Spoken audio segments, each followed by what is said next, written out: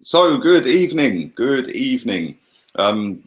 It's the last couple of hours of transfer deadline day, and we have probably done our business already as Arsenal. They've got the two loan signings in. Cedric Suarez was signed today. We went through that. That actually broke on my morning stream, so that was kind of good. It all fell into line. This afternoon, anybody who didn't watch it, I got the blind Gooner on. Big up Daniel, really nice guy. That was a good chat towards the end of the stream. And we're going to go all the way through till half hour after the window shuts. Now, as it stands, Arsenal have probably done all their business for the day, but there's plenty more transfers that could still happen, as you can see across the bottom. Spurs and Man United, more so Man United, are in talks with Odion Ighalo. Do you remember him from Watford? This is how desperate they're becoming, Man United, which always makes me laugh as well, because why does everyone do the mad dash towards the end? You've had all month to get these signings done. Surely, as a club, say Man United in this instance, surely as a club, you've got your 1, 2, 3, 4 targets for that position.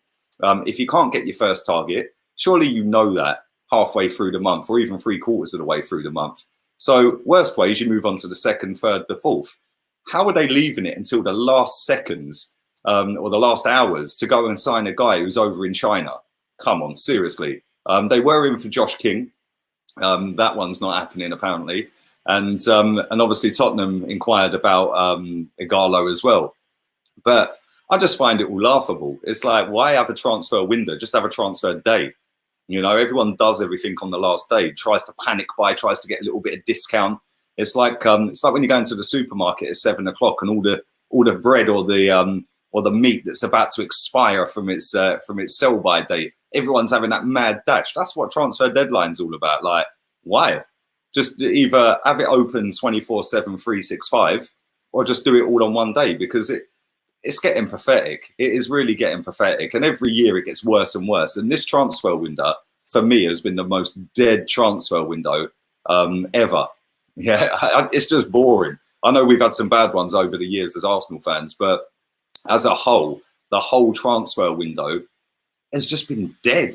I mean, some deals I've gone through today, I'm going to go through some of them in a minute. Giroud, as you can see, scrolling across the bottom, is staying at Chelsea. Unlucky. Good luck warming their bench, my friend, because I don't think you're getting any games over Tammy Abraham. He was nearly the ultimate Judas. There's still time, though. You know, it's only around the corner to Tottenham, and that could possibly happen. West Ham, they have signed Jared Bowen for 25 million quid. This one made me laugh. Apparently, he wanted 80 grand a week, and they wanted to put a clause in there that said if they get relegated, this is how confident they are of staying up, by the way. If West Ham get relegated, we halve your wages.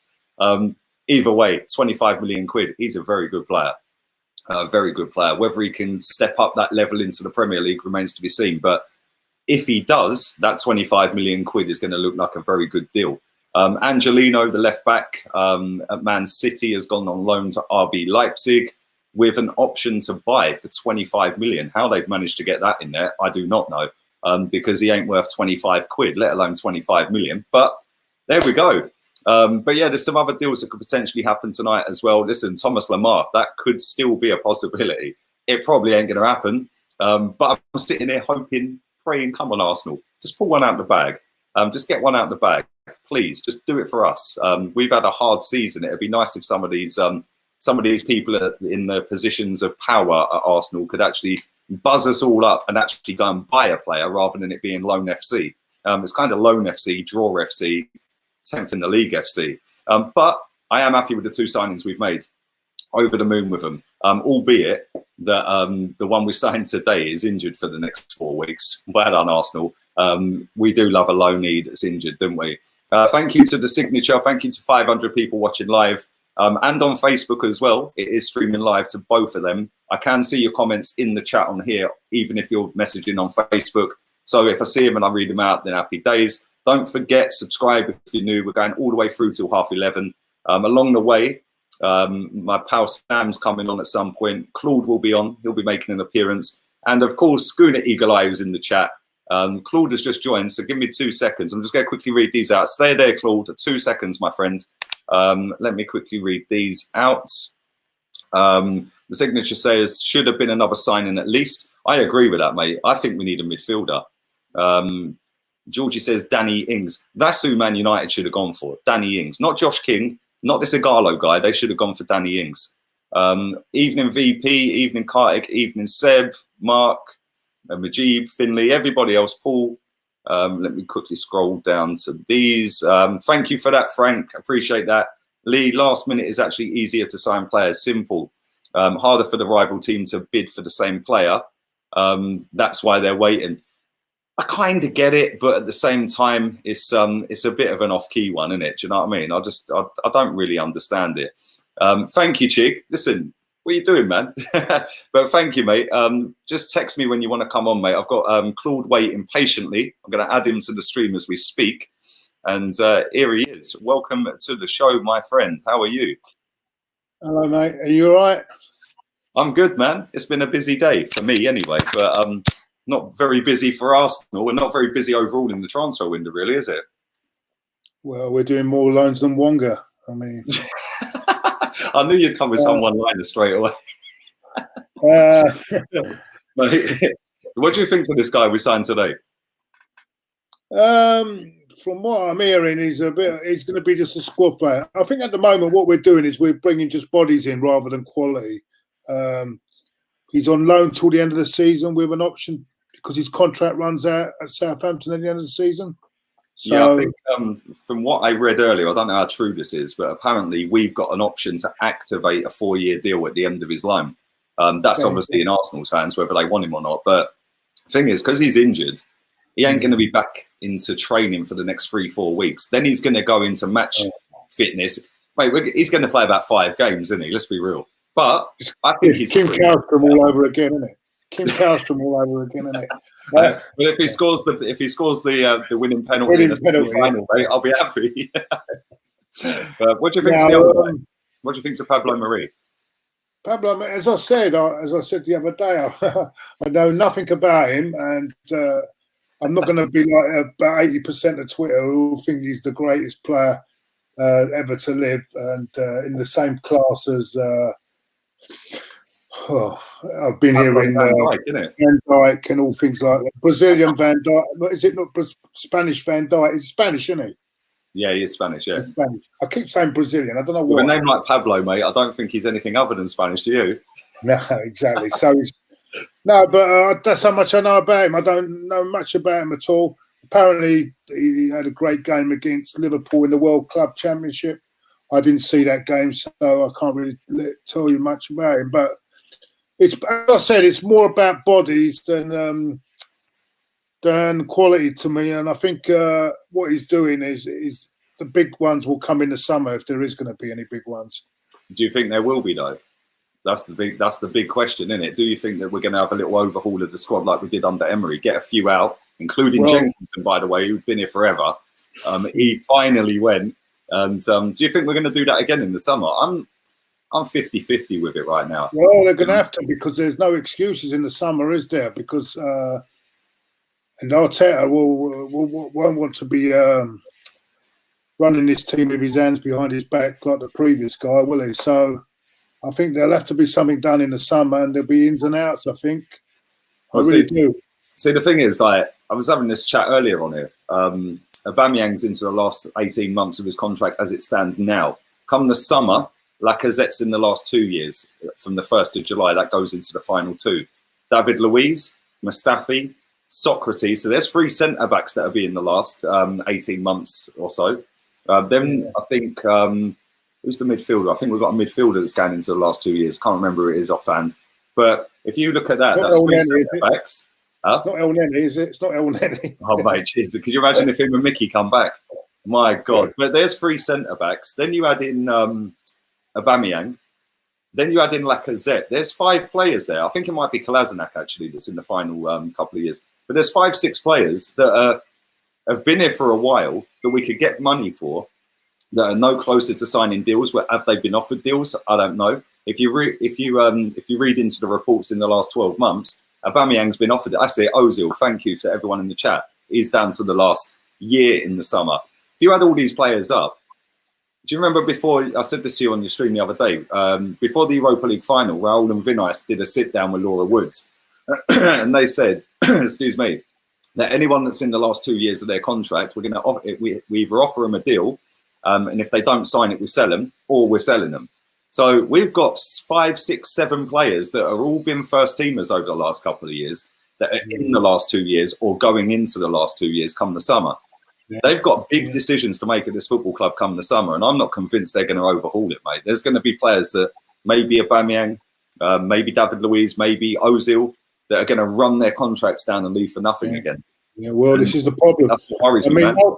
I was told by the son of an agent that both you and I, we won't reveal him, that both you and I know, right? Yeah. I nearly fell off my seat when you told me this. The bid came in from Barcelona for Aubameyang, but it's been rejected because Arsenal don't want to do business. But what's worrying me about that is that it comes the summer. What's his value going to be? And he's not. And what I was told also, he wanted to go. He wanted to go. So. Wow. He'll be definitely wanting to go in the summer, won't he? Because he's not signing any new deal, is he? I didn't know that was his agent, by the way. I didn't know that.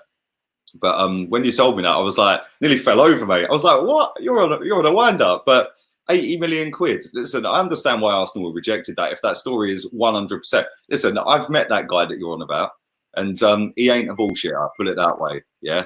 The agent guy, he's not a bullshitter. So listen, I'd be inclined to believe that, but 80 million quid. It's not.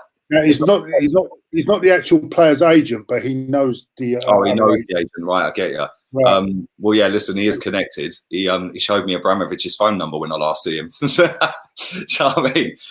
Mate, that guy is proper connected. But yeah, listen. If we've rejected that bid, I can understand why, because obviously it's final knock-ins. But what you've got to ask yourself is, if they have bid that, which I'd say, listen, 80 million quid, they bid 85 for Richarlison the other day. So they're going to bid, they bought a couple of players today as well for 20 odd million quid here and there. But thing is, if they've bid 80 million quid and we've rejected it, I can understand why we've rejected it. We ain't got no time to replace him. Lacazette's not firing. We've got an 18-year-old kid who might have a little bad patch in the next couple of months. I don't know, but he don't look like he is now.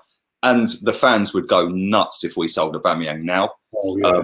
Come the summer, though, I said this on stream earlier, right? He's got 17 months left on his contract as of tomorrow, right? 17 months. If we say to him, listen, there's a deal. You've got until the end of May to sign that deal. If you don't sign it, we're selling you. Nobody can get the ump with that, because then the club have protected their asset. But at the same time, he's not obliged to sign a new deal, is he? As long as he can run his contract down. He's kept to the terms of the contract, isn't he? So it's a hard one, but at the same time, we let Aaron Ramsey walk out of this club for nothing, and he was worth, what, 50 million quid, let's say? And we let that walk out for nothing, and then you've got to then go and replace that. So it's like a double loss, isn't it? And I don't think we can afford to keep doing that, mate. You know, the other teams that are above us or around us, they don't do that. Not many of their players walk out for nothing, especially 50 million quid assets. So we've got big decisions to make this summer. The summer, I mean, what sort of bid do you think would come in the summer? Because there's only a year left on the contract. Would it be 40 to 50, wouldn't it, in the summer? It'd be very lucky to me to get 40 million. I'd say about 50. If you look when Man City bid for Sanchez. No, remember, what you've got to remember, he is hold on, something's gone. He is 31 years old, isn't he? So that's another thing you've got to take into consideration. Yeah, come the summer. I think he's 30 now, and or is he 31? But I mean, if you look at Sanchez, when Man City bid 60 million for Sanchez, we rejected that. That was stupid. We should have just let him go, because then that 60 million you can buy someone else. Yeah, instead we didn't, and we swapped him for a donkey who's now playing for Roma on loan, who might come back in the summer. Then we've got to try and get rid of him. Yeah, it's a big window. I'd say maybe summertime, I reckon maybe 50 for Aubameyang. And I think there's teams out there, Madrid, Barcelona, even Juventus, yeah, they might go in for him. Even Inter are spunking money for fun at the minute on players from the Premier League, isn't they? Ashley Young's out there. Yeah. Eriksen's just signed for him. Sanchez is out there on loan at the minute. You know, and they're doing all right. They're 3 points off Juve in the league. So, and I think they're in the semis of the cup out there. But I don't know, man. I just look at it and I think, like, why have we got ourselves in that position again with our top player, our top striker? You know, we did this with Sanchez. We've done it with Ramsey. We've done it with Ozil. And Ozil sat back and watched them two doing their thing and then went, yeah, I'll have all the money then, mate. The trouble is, you say all this, Lee, but if players won't sign, you're in a position, especially when you've got a player of that quality, you can't say to him, well, we sign or else, because they'll just say, well, I'll go then. You know what I'm saying? It's very difficult. It's easy for us to say, sit here and say, why hasn't his contract been tied down? But the player is insisting on seeing his contract out, he'll see it out. And there's not anyone. Yeah, but then that's where you act like a big club. I'll give you an example, right? I'm not trying to say Tottenham are a big club, by the way, just using an example, yeah?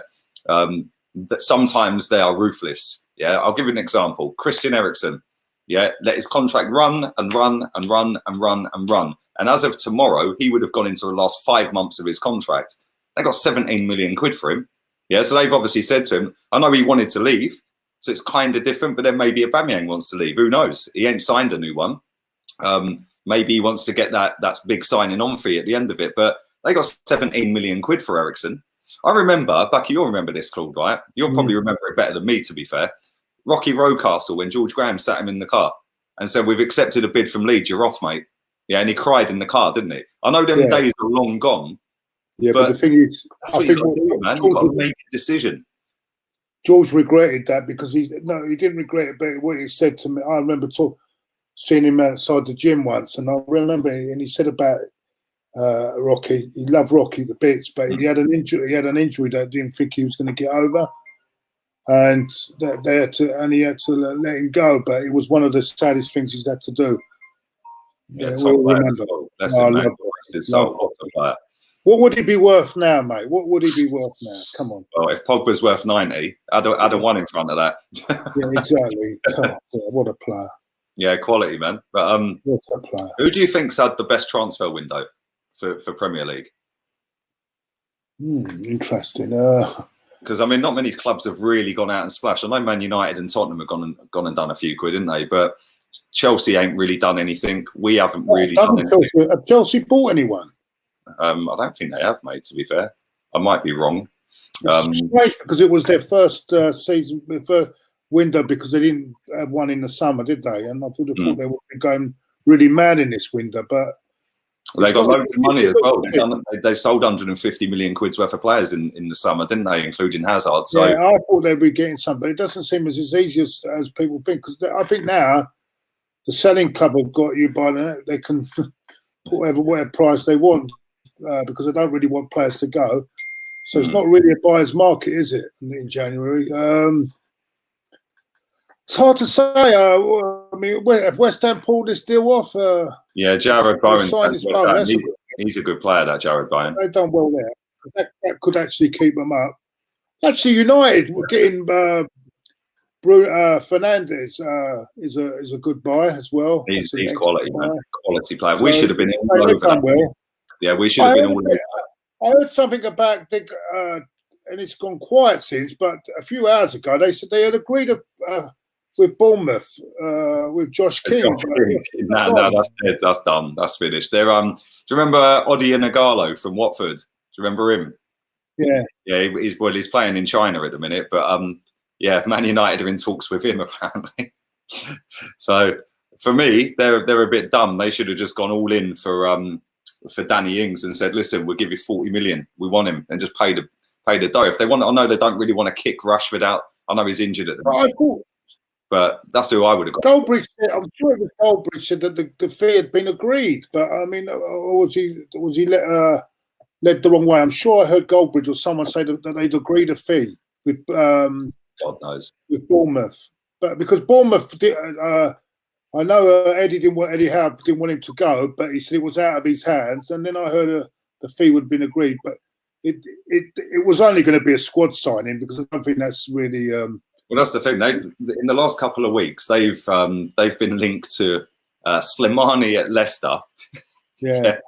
Mitrovic, he's not a bad player. Mitrovic. They've then been linked with Josh King today, and now Odi and Ighalo. I think they'll probably end up getting this Ighalo, but it's only a replacement until Rashford comes back, isn't it? So, yeah, it's I don't know, man. Like, this transfer window's been dead, isn't it? It's been pretty quiet for everyone. Man City, right? They've done nothing, have they? And they've got defensive problems, and they've not done nothing. So I just feel January's a hard window to do anything. The big thing will be in the summer, I think, because then I think even with us, Arsenal, I mean, I think Arteta wants to see what he's got in front of him. I mean, we're not going anywhere in the league, are we? So let's face it. Even if we bought Messi, we wouldn't get in the top 4. So, to be honest with you, mate, a lot of our fan base to say he's too old. What do we want him for? He's too old.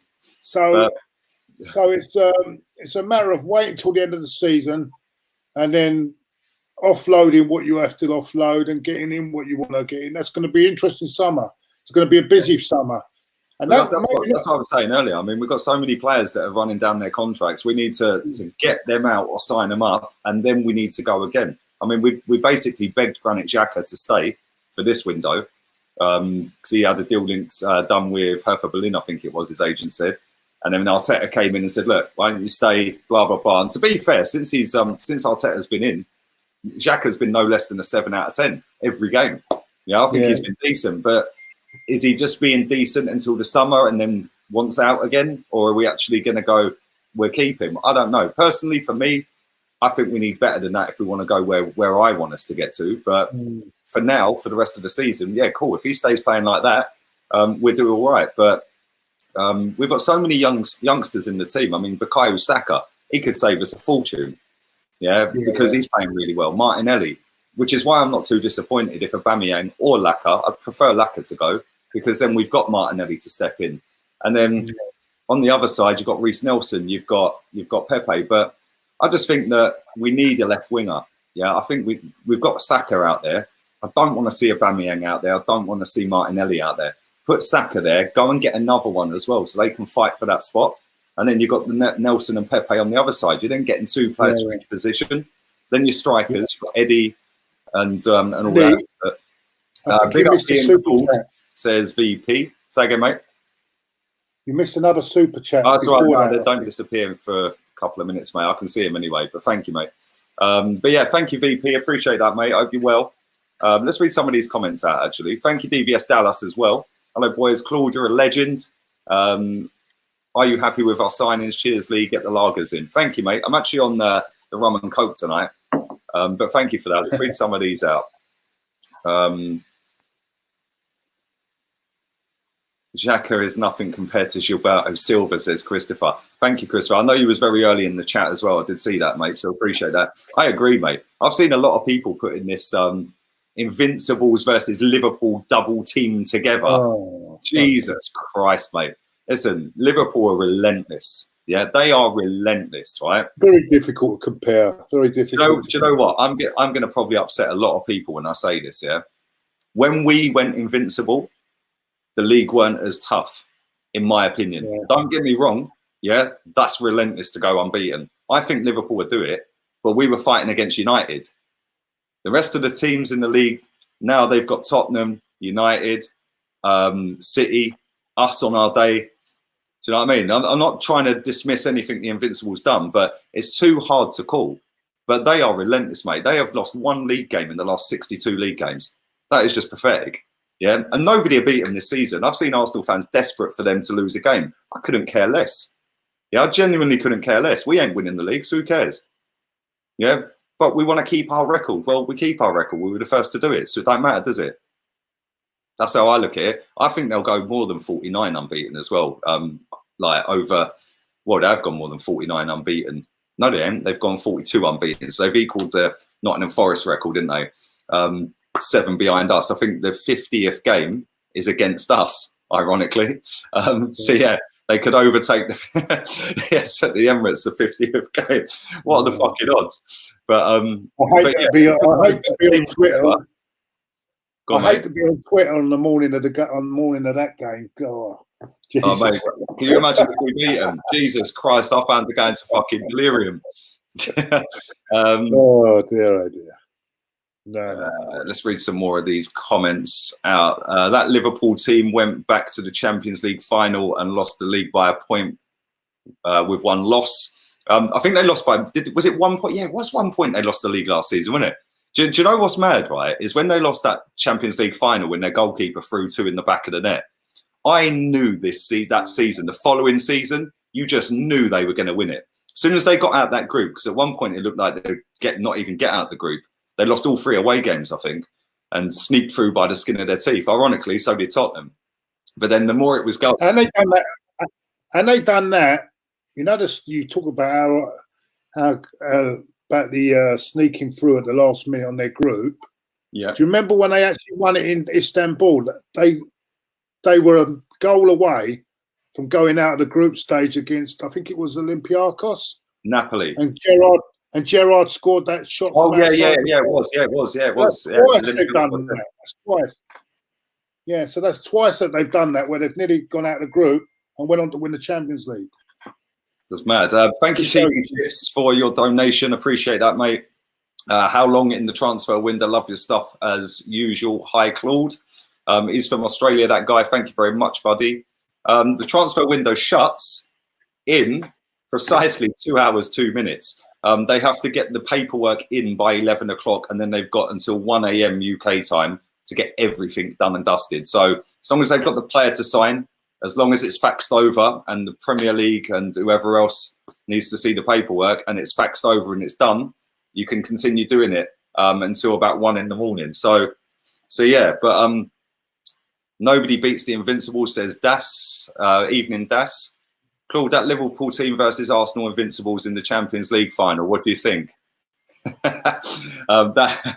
It's too hard to say, isn't it? You know what? Yeah, because the quality. I mean, the quality of that Arsenal team was incredible. I mean, but you're right. It's too hard to call that because that was a very strong team. We should have won the Champions League that year, mate, but we went for this unbeaten run. A couple of times. Should have done back-to-back leagues as well. Yeah, I mean, that team was phenomenal. And even that Man United team was a phenomenal team as well, you know, that 99 team, you know. Oh, that was ridiculous, mate. I remember, right, I was seeing a girl at the time, yeah, and her family were United. So I sat at her house, and then I thought, and I lived the next estate opposite, right? So when it's gone into like last minute, I was like, yeah, whatever. I said, so I'm going to walk to the shop near mine and I'll be back. Yeah, I said, you ain't coming back anyway. I said, last minute, it's done. Walk to the shop, right? Come back. And they're all cheering and celebrating. I was like, shut up, you're all on a wind-up. And I see it. I was like, you're having a laugh. How they did that, mate, was just mental, wasn't it? And they got so lucky that season because Bergkamp had that penalty saved in the cup, didn't he? Yeah, and then Giggs run around the whole team. And then that last-minute equaliser and then bang, winner. Too lucky, man. But, well, I say it's luck. The amount of last-minute goals they used to score, it ain't luck, is it? It's like they just keep going and going and going. They were relentless, that team, mate. And I missed the rivalry with them when it used to be us and them. Yeah, and like the battle at Old Trafford, pizza game, us through the pizza at Fergie and all that. Look at the two clubs now. Well, that's a shambles, isn't it, really? Look at their transfer dealings. I mean, it's like a million miles away, isn't it? I mean, look. Man United going for Ighalo. We're going for Cedric. And God, yeah. It's mad, isn't it? How the mighty have fallen, Claude. Thank you to 1,000 people watching this live nearly. It's about 20 away from 1,000. Do drive the likes up. Do subscribe if you're new. Go and subscribe to Gunnar Claude TV as well. His link is in the description of this video. So go and click on that. It takes you straight to his channel. And if you are watching... And Daniel Bailey. Yeah, also Daniel Bailey as well. Yeah, big up the blind Gunnar. Yeah, he's a nice guy. I like him, man. Also, if you are watching on Facebook, do share the link around. I get more people watching it. And if you're not following me on Facebook, what are you waiting for? It's in the description along with my Insta. Let's have a quick butchers at the updates on the transfers. There's a deal going through to Aston Villa, a guy called Borja Baston from Swansea. William Jose from Real Sociedad, he was linked with Chelsea, he's linked with Tottenham, he was linked with Man United. He is staying there. He's staying in Sociedad. I don't blame him. Why did he want to go to London or Manchester? Stay in Spain, my friend. Breaking news, Claude, breaking news. Manchester United have reached an agreement with Odion Ighalo Joking. on personal terms and salary over a 6-month loan from the parent club Shanghai Shenhua with an option to buy the 30-year-old. Wow. That is unbelievable. Other than that, there's nothing really happening right now.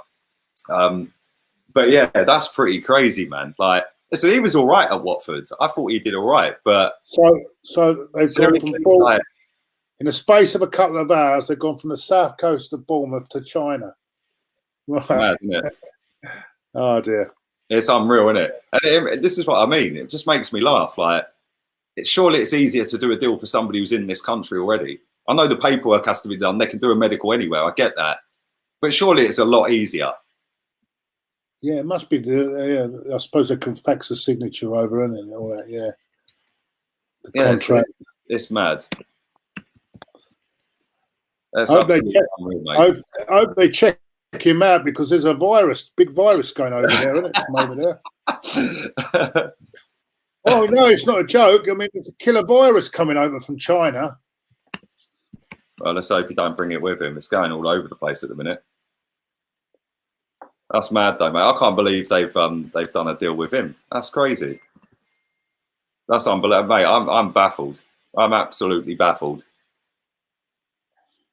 I can't believe they're signing him. Out of all the strikers they could have signed, they're signing. He play for Leicester. He used to play for Watford. Watford, sorry. Oh yes, I know you, man. I know. Do you remember he used to be up front for Watford? He done all right. I think he bagged about 20 goals. He scored against us, didn't he? Yep, pretty much everyone scores against us, mate. That's that done. Save.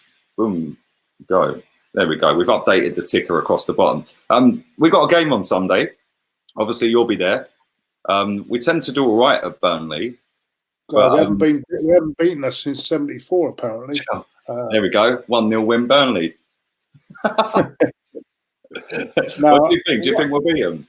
Well, the way we're playing at the moment, I think we should win. But they're a funny side. As I said the other day, they beat United and then they lost to Norwich. So you don't know what Burnley turns up. I think if we play, we'll have to fight. Put up a good fight. I mean, it'll be about matching their fight as well. If we can match their fight, I'm sure our front four will deal with them. See, this is the thing. When they beat Leicester the other week as well, didn't they? They were 1-0 down to Leicester and come back and beat them. And then obviously they beat Man United. Mate, what a goal that was from Jay Rodriguez at Old Trafford. What a screamer. But we're gonna be in for a game at the weekend. I know that for a fact. They're a hard team to play against, but I'm feeling kind of confident right now. I think we'll beat them. It ain't going to be easy, but no game's easy, is it? We haven't won in the league since United, have we? I think that's the one win, isn't it? That's the one win in about 8 in the league, isn't it, or something? I can't think. Who, us? We've got a lot of draws. I think we've had 2 wins in the last 11 or 2 wins in the last 12, something like that in the league. It's draw FC, isn't it? Yeah, it's a lot of draws in there. I think we've drawn half our games this year in the league. Yeah, we have 12 draws. Yeah. Most draws in the league. I think there's only 2 teams in the league that have got less wins than Arsenal, which is pretty damn mad, isn't it? But there we go. Blind Guna, evening to you. Daniel says, good evening, me and Claude. Evening, mate. I hope you're well. Thank you for coming on earlier, mate. Appreciate that. I'll have you on again at some point later down the road, my friends. The chat room liked you as well, so that's always a positive. Because they don't really like me. I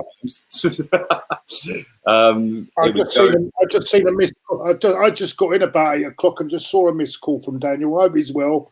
Sorry I haven't got back to you, but I just see it now, mate. So I'll get back to you tomorrow, Daniel. So anyway, here's a question for you, Claude, on Facebook. Dave Mitchell says, were you at Wimbledon when the floodlights went off? Yes, I was, and they were a bit of a blessing because I think they would have beaten us that night. But that was on the run, wasn't it? When we in the next game we beat them 1-0. I think it was Christopher Ray scored, didn't it? Christopher Ray, he was a good little buy, he was, wasn't he?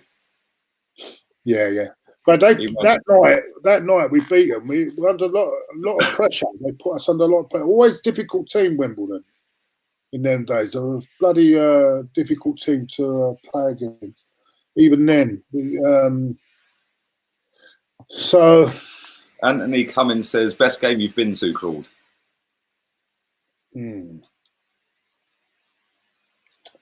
Oh, that's a hard one.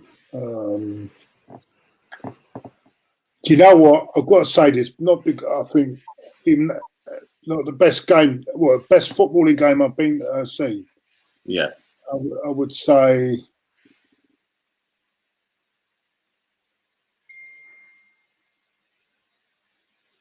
Oh, it's so many good games that we've played.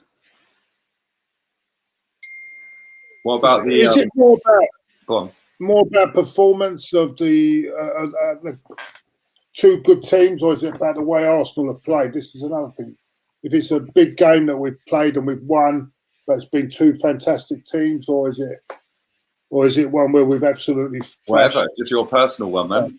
Whatever you think. My favourite performance from an Arsenal team was in an FA Cup tie when we absolutely hammered Portsmouth at Fratton Park.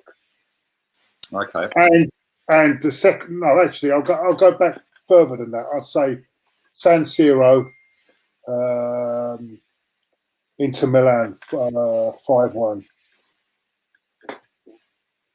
When we beat Inter Milan 5-1 in the San Siro. Best performance I've seen. Oh, mate, that was mad. Christian Vieri scored, didn't he? Deflected off of Sol Campbell and looped in over Seaman, didn't it? I thought, oh, here we go. Because we were going out at that point, wouldn't we? If it was a draw. And then we just went, boom, Thierry Henry just absolutely roasted. I think it was Zanetti, was it? Javier Zanetti? Left him for dead, mate. Stopped him and then boom. But let's read some more of these out.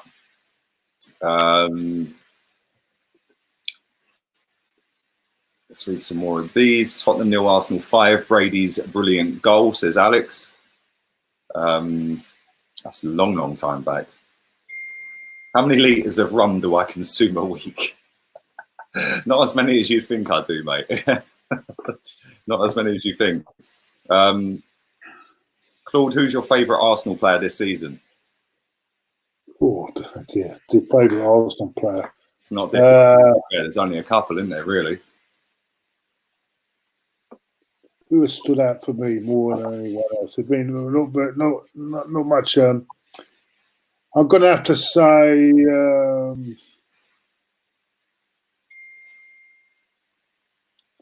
I think Torreira would go. I'd go Torreira.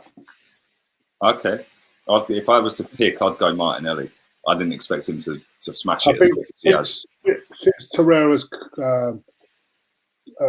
since the manager has changed, Torreira's been a different player.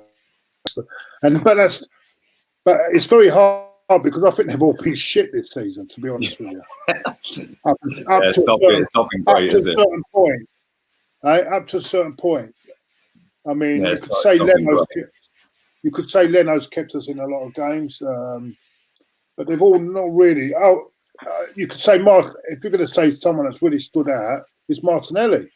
Yeah. Martinelli for me has been our player of the season. Yeah. Aubameyang. Listen, Aubameyang's doing what Aubameyang. He hasn't played that much. He's not played that much, but he's stood more than anyone else. Sky Sports are saying that Man United, the deal for Ighalo is a difficult one to get done. So it could be a late night, and it might still not happen. Because this is what I'm saying.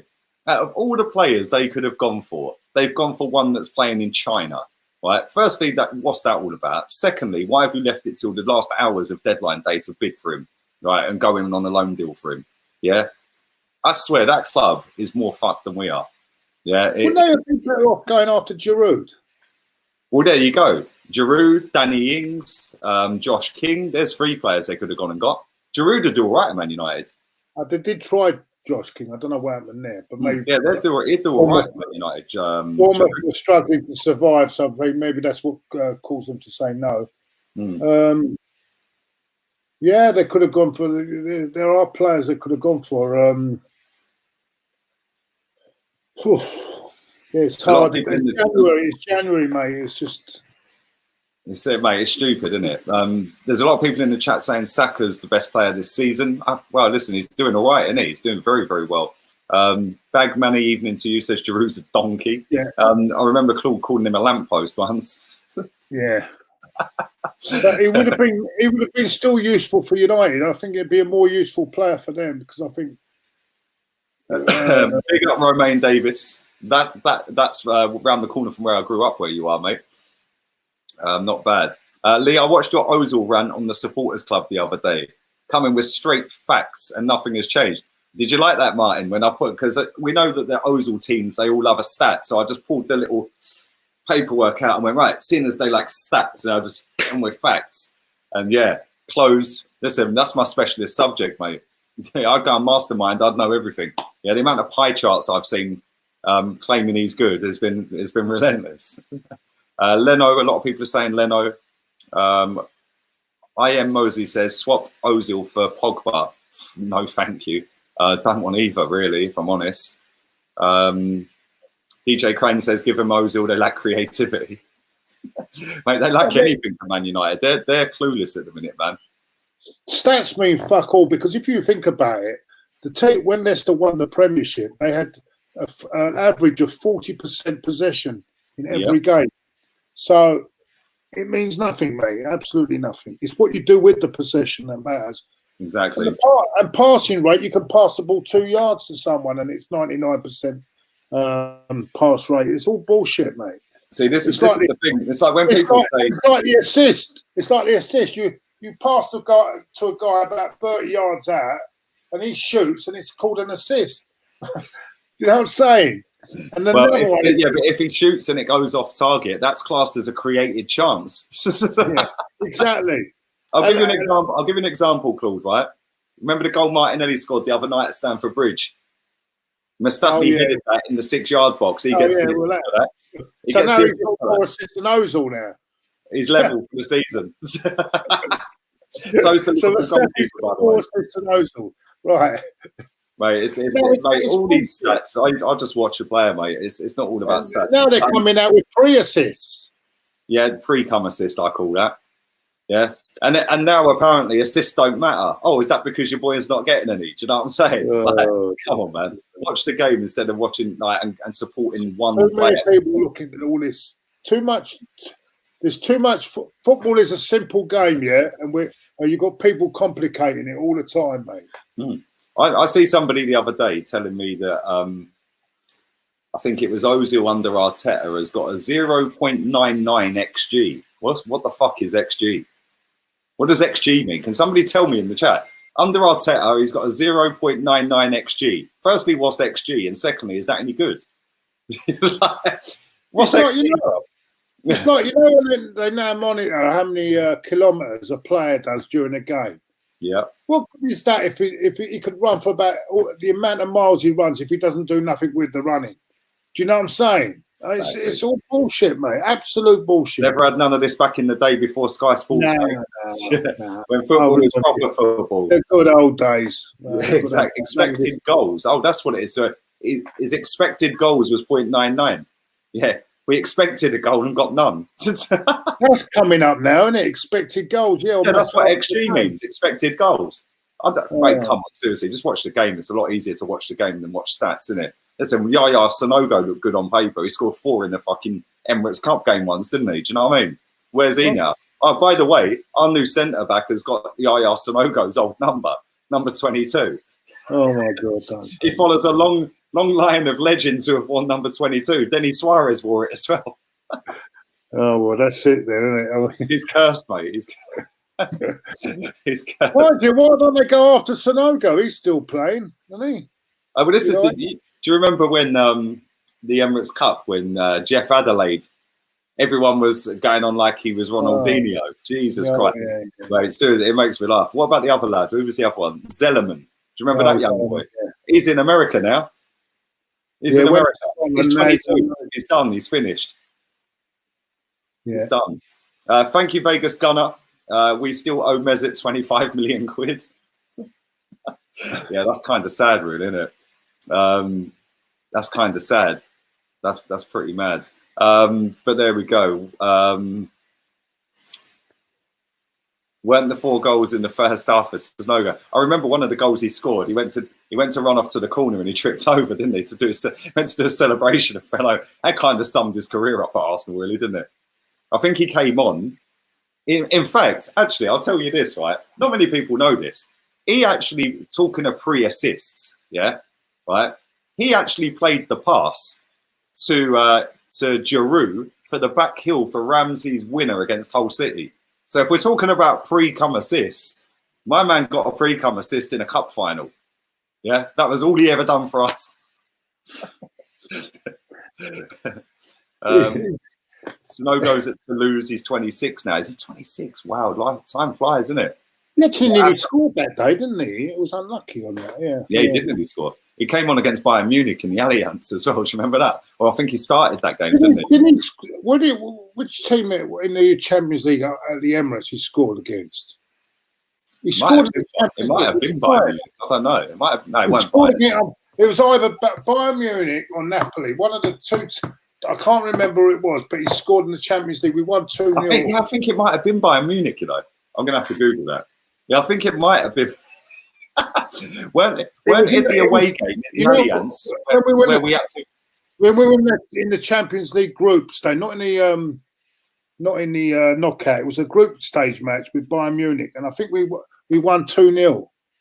And didn't he scored? I'm sure he scored in that game, and I think we lost the game over there. Wasn't it the game where we went to we had to win 3-0 to go through? It was in the Allianz, and we got it to 2-0. Do you remember? Was that the game, or was that before? No. That's a knockout stage game. I'm talking about. I think it was in the league base when we had them in the group stage. Oh, okay, yeah. Let's have a look. Sanogo Champions League cards. Sanogo. Anyone in the chat, feel free to join in because we ain't got a clue. Dortmund. Somebody said, there we go. Dortmund at home. Big up Kings of Stevenage. Hope you're well, mate. Long time no see. Hope life's treating you well. Dortmund. Sorry, I've got the wrong German team. Dortmund. There we go. He scored. Wait, they've had a good transfer window. Dortmund. Jesus, mate. They signed that Haaland. He scored 5 goals in about 60 minutes in 2 sub appearances. I see the goals the other night. What a player he looks, by the way. And then they signed Emre Can today from Juve for 25 million. So they've not done bad. Podolski scored against Bayern when he fouled Lahm. Yes, he did. I remember that game. I was watching that with a pal of mine in a pub. Lee, did you expect more than this in January? I actually believed that we weren't going to get much out in January because I think Arteta is assessing what he's got. I did think he was going to get maybe a couple of players just as bodies in because of the injuries we got, but I weren't expecting a big signing. I don't know if you was, but I wasn't expecting a big signing. I'll expect it in the summer, but I think in January I didn't expect it. See, the thing is, I didn't expect us to go and just loan players. I thought we might go and buy one. Yeah, I thought maybe buy a centre-back. Like, listen, I'm happy with the 2 that have come in, albeit one of them's injured, but I'm happy with that. But if I was offered a choice out of Matvienko at Shakhtar, the centre-back, or Marie, I would have gone Matvienko. He's 3 years younger. Their league is probably better than the Brazilian league he's playing in. He's got Champions League experience. He's capped from his country 26 times over the last 3 years. Yes, he'd cost more money, but I think he'd be a better player for the next 5, 6, 7 years rather than the guy that's coming in now. But I'm not disappointed with the guy that we signed, Marie. I'm not disappointed with the right back, but I just said it's hard to expect anything from this club anymore, Claude, because they let you down, didn't they? Yeah, but I didn't. These are the sort of signs I expected because I think what he's looking at now is just to put bodies in there because I think he'll have a good look in the summer. We've got Saliba coming as well, remember, haven't we? Yeah. Next season. I think this signing, I think what he's doing here with this I think he's not totally convinced. He wants to keep Bellerin. He wants to be careful with Bellerin because he's just come back from that long layoff, hasn't he? And he doesn't want to push him too hard. And that's all I think why he's brought this other guy in. Because he wants to maybe move Maitland-Niles further forward. but that's what I think he's done it for. And I think Mari is there because of well, Mustafi's out now, Chambers is out, Holding is you know, hit and miss, isn't he? Hit and miss with injuries. So he's not taking any more chances. So he's brought this other guy to bring in. And as you can see, that it's an option to buy on both of them, isn't it? Isn't it both an option to buy at the end of the summer? On both? Yeah, I think there's an option to buy on Marie. And then the other guy, that Cedric Suarez, he's out of contract anyway. But what I read earlier, I don't know if it's true, is that we have an option to give him a 4-year contract at the end of that if we want to choose to do that. And that was part of the terms that his agent wanted in there, that there's an option to stay on. But that's obviously in Arsenal's hands, isn't it? So yeah, it's going to be interesting to see what we do with them two players, isn't it? Do you know what I mean? It's going to be like you said earlier, it's going to be a very big summer, and there's a lot of players that need to go, and there's a lot of players that are running their contracts down that a decision needs to be made on them. It's whether you trust Arsenal to make them decisions. I personally don't right now. I don't think they're going to make a call on Aubameyang or Laka. I think they're just going to let them stall and stall and stall. And say, well, listen, Ozil, nobody will buy him anyway. I think we've proved that before. When it was him and Sanchez running their contracts down, nobody went for him. They went for Sanchez, didn't they? So they're not going to go in now when he's older, more money. Then you've got Granit Xhaka, Mustafi, Kolasinac, Socrates. Do you know what I mean? There's a lot of players there that I would get rid of, but I didn't expect us to go and do stupid money this window. I expected us to go and do some money this window. There's a lot of people in the chat as well asking if I can get Kenny Ken on. Sadly, I can't. I did try, but Kenny's busy tonight. So I hope he has a wonderful evening with his family and that, but he is busy tonight. I did ask him to come on. Chig will be coming on at some point. I'm hoping Sam's going to come on at some point. What about Afzal? Afzal's probably swanning around some swanky hotel or something, mate. You know how he rolls, isn't it? But like when he was in Dubai, he was staying in the same. I hope you don't mind me saying this. He was staying in the same hotel as Cristiano Ronaldo. That's the levels we're talking with Afzal, mate. But yeah, there's not a great deal going on right now. Not a great deal going on. Sheffield United have got rid of a midfielder, Mark Duffy. He's joined some Dutch side. Ighalo to Man United's the main one, really. What's the biggest one that's gone through, Lee? What's the biggest one that's gone through? The biggest one is the Man United deal, isn't it? Man United, Bruno Fernandes, 40. Well, see, this is what makes me laugh. They're saying that deal was 68 million quid, right? I've read that everywhere. 68 million. No. It ain't 68 million. It's 46.6 million plus add-ons. Yeah, which is why I'm sitting here baffled that we never went for him. Yeah, because that guy is absolutely class. They have got themselves a top player, Man United. Yeah, and it just makes me laugh. I know they've been tracking him for a long time, but the amount of goals and assists that guy gets, yeah, he would be ideal behind Aubameyang with Pepe one side, Saka the other, unless we go and get somebody else. But this is Arsenal, mate. We don't shop at Harrods. We shop at Poundland, and I don't know. Listen, summer's a big, and this is what I don't want to happen, right? Because this board for me, right, and I'm not going to go on an Arteta one, yeah. Because I know a lot of people know that I didn't really want Arteta as manager. He's here now, so I suck it up and I deal with it. But this board were very smart in what they did, right? And it's the board that's the issue. They knew by signing Arteta, he's played for the club, he was captain of the club, he was captain the day we beat Hull City after a trophy drought, right? He sat next to Pep, done whatever he's doing with Pep, he's worked under Wenger. They knew by looking at Man United with Ole Gunnar Solskjaer, not all of the fans are going to turn, no matter how crap it gets. They took, for me, the very easy way out, listen, it might turn out to be a fantastic signing, and he's doing all right, Arteta. So it's not a dig at him. But this board, they were very smart in what they did. They knew that the fans were on edge, right? So they went with one that had calmed the fans down, and they knew that whatever happens under Arteta, yeah, no matter what players we go and get, because everyone's backing Arteta, they'll back the players Arteta gets, even if it ain't Arteta getting the players and it's the board or Raul or Edu getting the players, yeah? So they were very smart with that. And then when it comes towards an end, if it all goes sideways and it gets to the point like it did with Unai Emery, yeah, nobody's going to blame Arteta. They'll just blame the hierarchy. So it's a win-win. Yeah, it's a win-win for the club, isn't it? Yeah, Arteta walks in, he's got a free hit at it. Everyone's backing him. Everyone will back his decisions, whether they're his or not. The club have took the easy option, in my opinion, which is why I didn't expect us to go and sign big players in this window. And when people say you can't, complete tosh. 2 years ago today, we signed Aubameyang for 60 million quid. Yeah, Man United have signed a player for 45, 50 million quid. So Tottenham have signed 2 players, albeit one of them was there already. But they've still gone and done 27 million on Bergwijn, who is a top player. So I don't know why. You know, everyone said that when Tottenham were moving into that stadium, that's it. They're going to have to sell all their best players. Do you remember that one, Claude? They're going to have to sell Harry Kane. They're going to have to sell Dele Alli. What a load of crap. Yeah, they've moved into that stadium and they've done 60 on Ndombele and they've done 54 in this window. Yeah, on 2 players.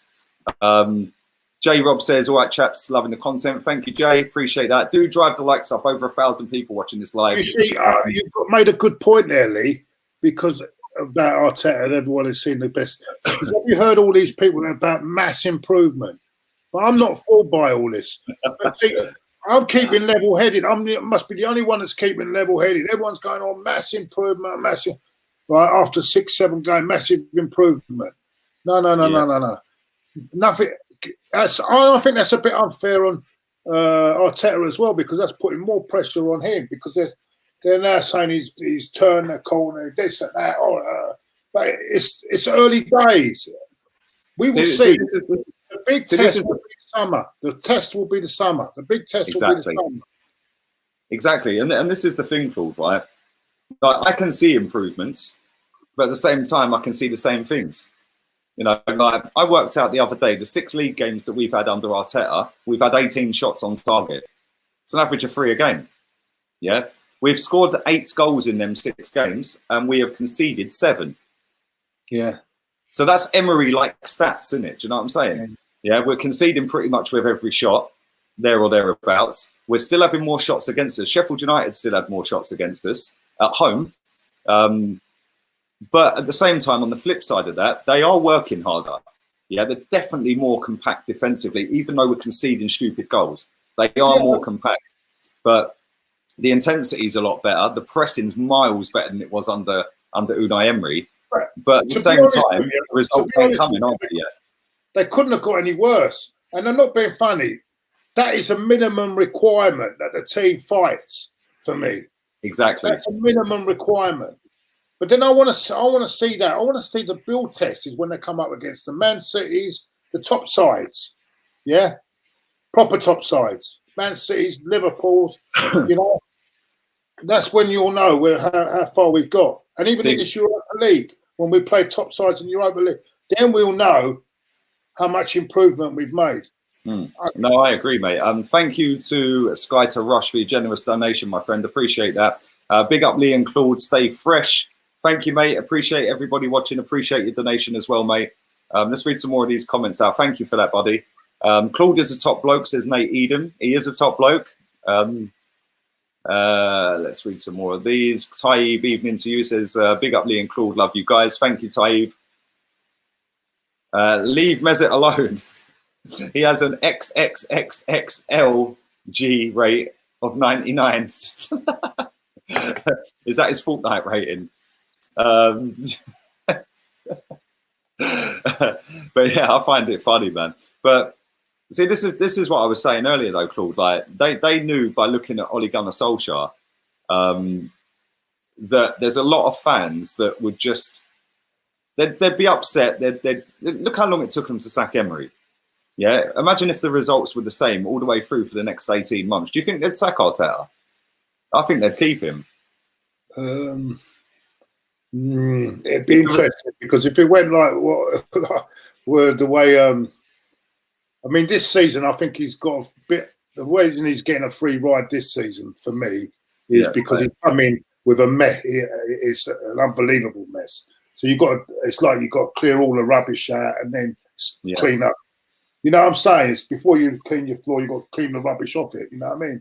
And that's what he's come to do. So once he's done all that, then come next October or November, and if we're still playing shit and we're in this position, where we are now, then people will start asking. Don't worry about that, because no one will accept it.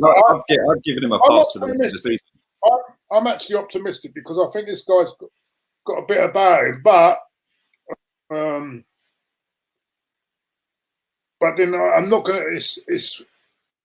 I'm going to wait. I wait to see what happens in the summer. I could judge Emery, but I can't judge this guy yet. I just couldn't judge. I could judge Emery after, even in that run. That run he was having. I thought, no, I didn't like it. Even then, I didn't back them away. You mean we've got our Arsenal back? No, but see, this is where I got caught up in it. I got caught up in all that as well. Myself, I got that caught up, because I thought, maybe that.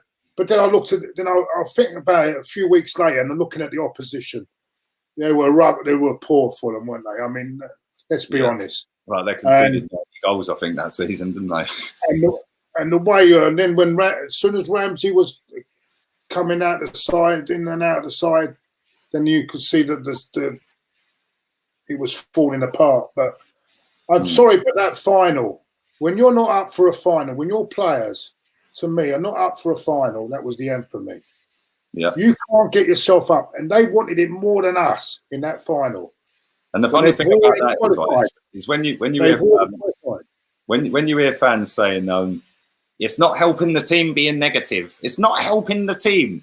Mate, that Chelsea team, their fans were on his case after 10 games that season. Yeah, they wanted him out every single game. They were singing, "We're effing shit" and all that at every single game. Chelsea fans. They still got top 4 and they still won the Europa League. So this myth about if you're negative, it's going to affect the players. No, it's not, because they proved that, and they went and won. They went and won that Europa League. They fully deserved it. As soon as they went 1-0 up, it was game over. Yeah, but that's what I couldn't understand, is that they wanted it more than us, and yet they've already qualified for the Champions League. They've already qualified, so they had nothing to. But they wanted it more than us, and that, to me. I can't get over that. I just cannot get over it. And that was it for me. And that's why on that night I said, that's it. The arguments I was time to go. The arguments I was having with people that night about, oh no, you got to give him another season. Oh yeah, well, here we go. And that's why we're in. Are all them people that were saying that? Yeah. Are they all like on it for Arteta now? Are they all happy with Arteta? I think they want. I think they're all open. Arteta, I think, has got more of an understanding because of, as you say, he's played for the club, he's captain of the club. It's like if Tony Adams or Vieira would come in, everyone would give them, you know what I mean? Because they're legends. You know, Adams and I wouldn't say Arteta is a legend, but Adams and Henry are legends, aren't they? And but they would all get that sort of love and support and whatever they done. But even now, you know, with Ollie, because he's a hero, they're starting to. I'm seeing Man United fans getting on him now. Yeah, this is how long it's taken for them to get on his case, right? And I remember this is why I was asking this year. Have the results under Ole Gunnar Solskjaer picked up that massively from what Jose Mourinho was doing? But because it's Ole Gunnar Solskjaer, played for the club, scored the winner in that game, top man, legend of the club, we'll give him a pass. But he's not doing anything different to what Jose Mourinho was doing there. No. In fact, Jose actually did better. Yeah, but because it was Jose, the tactically better as well. Tactically better. 100%. And this is the thing, like, he won trophies for them, yeah, albeit the Europa League, the League Cup, whatever. He finished second with that team, yeah, second, right? And that's what makes me laugh. And that's why I'm saying they've seen that, the Arsenal board, and they've gone, then Man United fans drove Jose out of that football club. They've then recruited Ole Gunnar Solskjaer, and the results are worse than they were under Jose, but the fans still haven't turned yet, yeah? So that's why they picked Arteta for me. Yeah, that's why they picked him. There's other managers that could have done it. Ancelotti, Allegri, even Jose himself, Rafa. But for me, they picked that option because they knew themselves they would get time because the fans would buy into it. Yeah, and give that manager more time than somebody who's not got any connection to the football club. So it's very smart and very shrewd what they've done. I personally think that's what they've done. Because Ollie's done absolutely fuck all at that club apart from beat PSG. with a last-minute penalty. Do you know what I mean? But there we go. Let's read some more of these comments out. Nearly 1,000 people still watching this live. There is just under an hour and a half of this transfer window to go. Where's Chig? Let's see where Chig is. I did text him. He ain't read my message yet. He's obviously busy at the moment. But Chig will be coming on. I don't think he's impressed with one of the signings, is he? Yeah, I see his video. I don't think he's happy with that. But they've beaten City twice. Do you know what? Actually, saying that, Tokyo Guna, evening to you. Man United under Ollie are the only team to have taken points off of Liverpool this season in the league. They got a 1-1 draw against them at Anfield. They're the only team that Liverpool have not beaten this season. They have actually beaten them in the return fixture.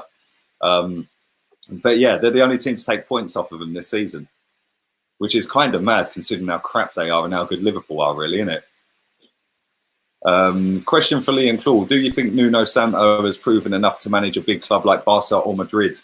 I would have took him at Arsenal as well, the Wolves manager. He's a good manager, mate. Very good manager.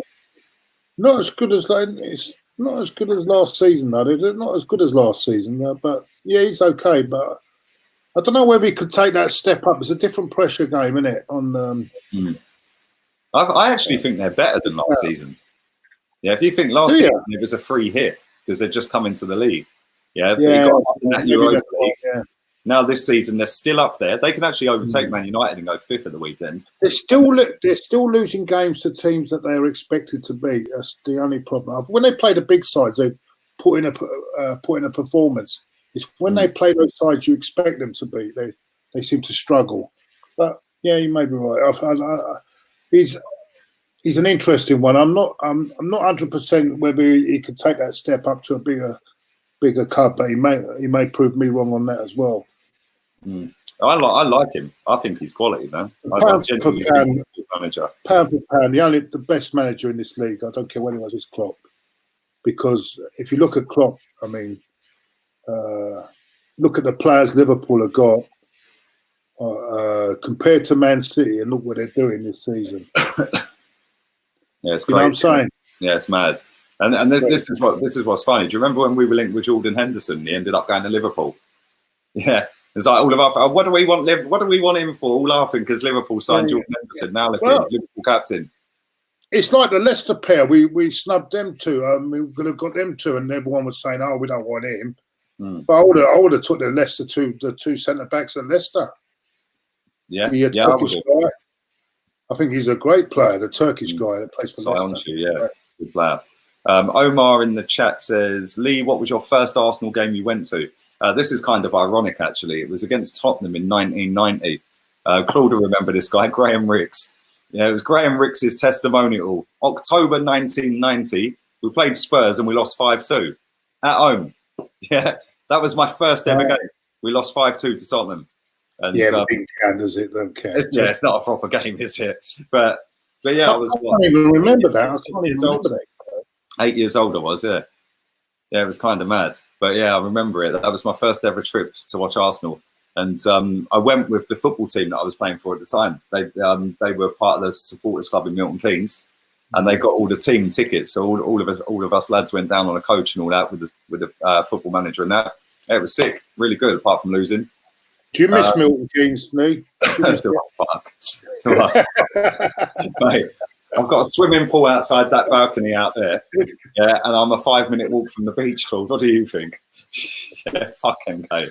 Yeah, fuck MK. Yeah, but the pubs are not as good, though, are they? The pubs are not as good. It's a lot cheaper for a pint, €2.90 over here, mate. None of this £5 for a pint.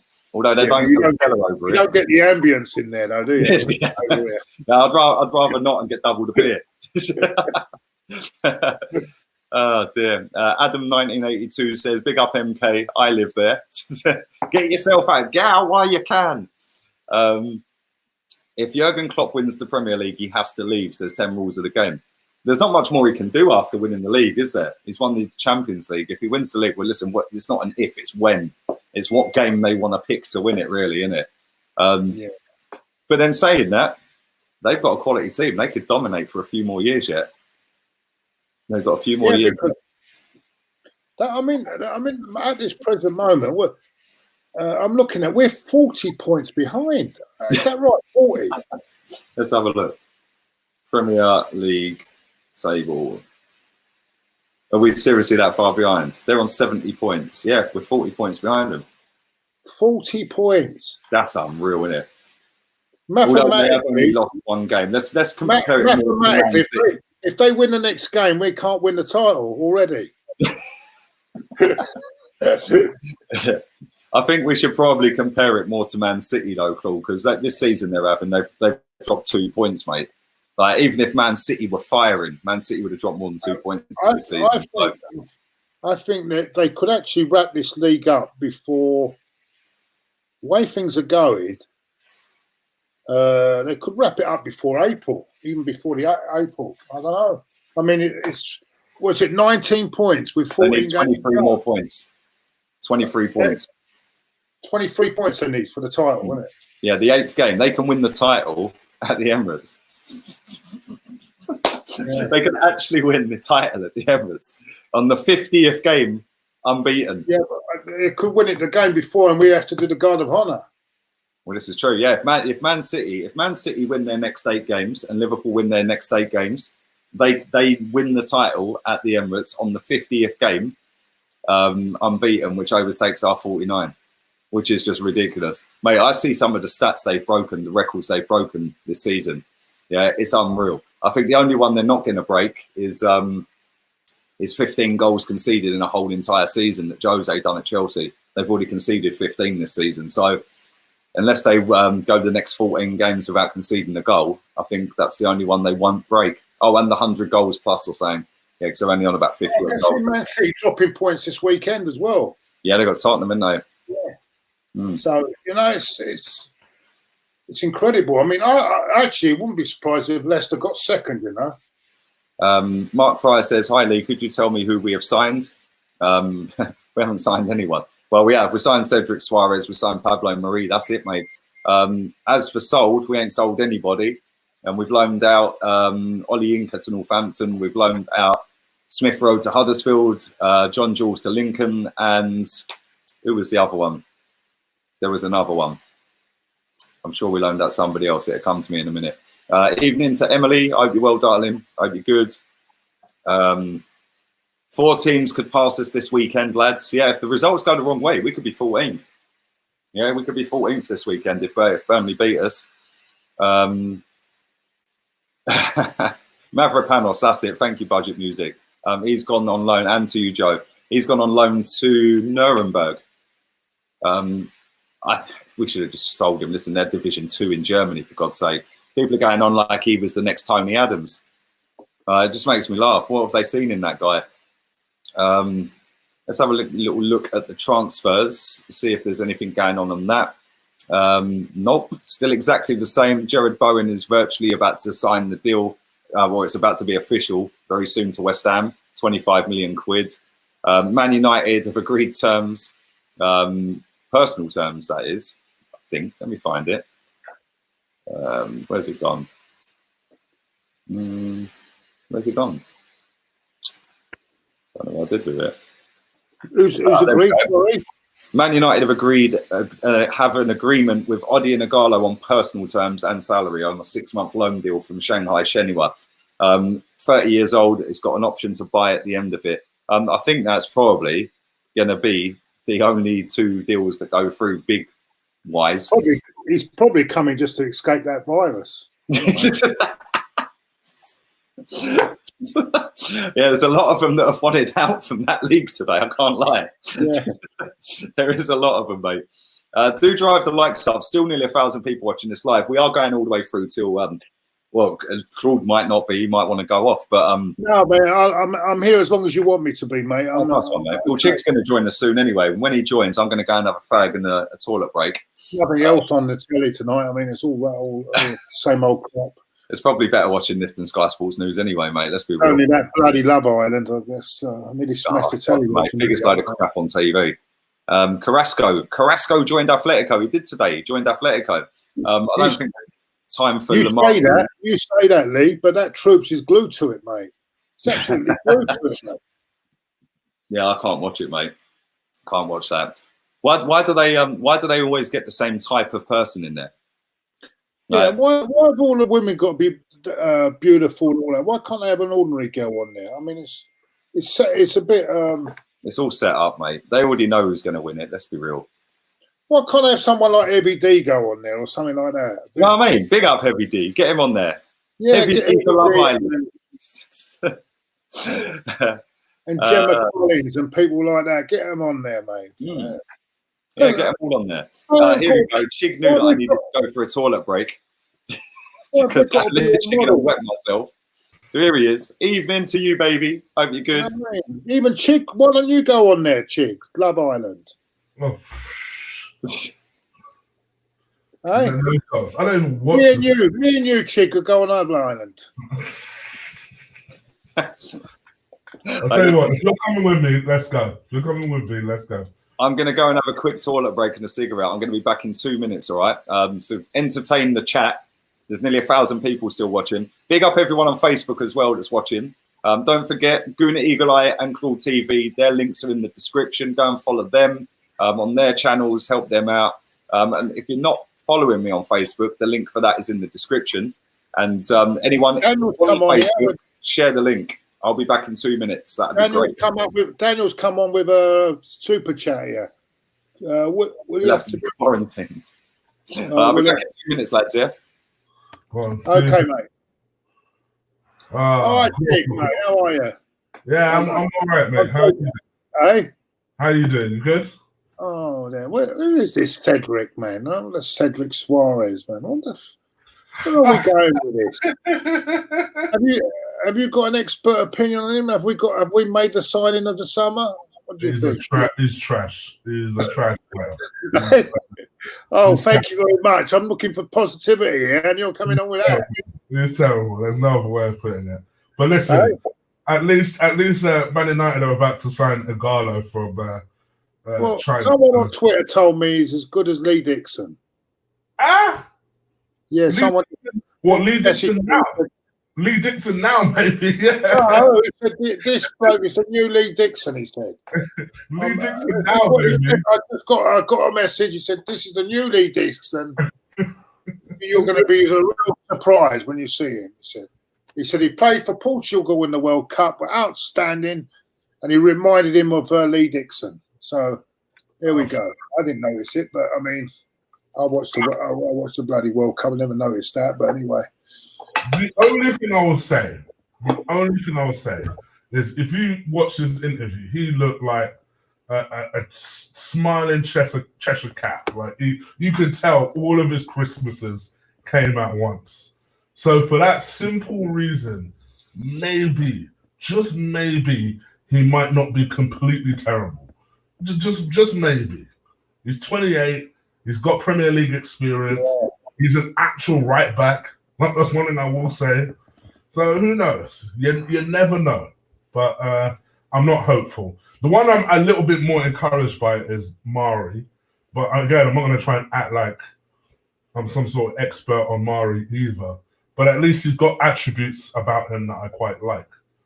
But yeah, this other guy, Suarez, I'm not hopeful at all.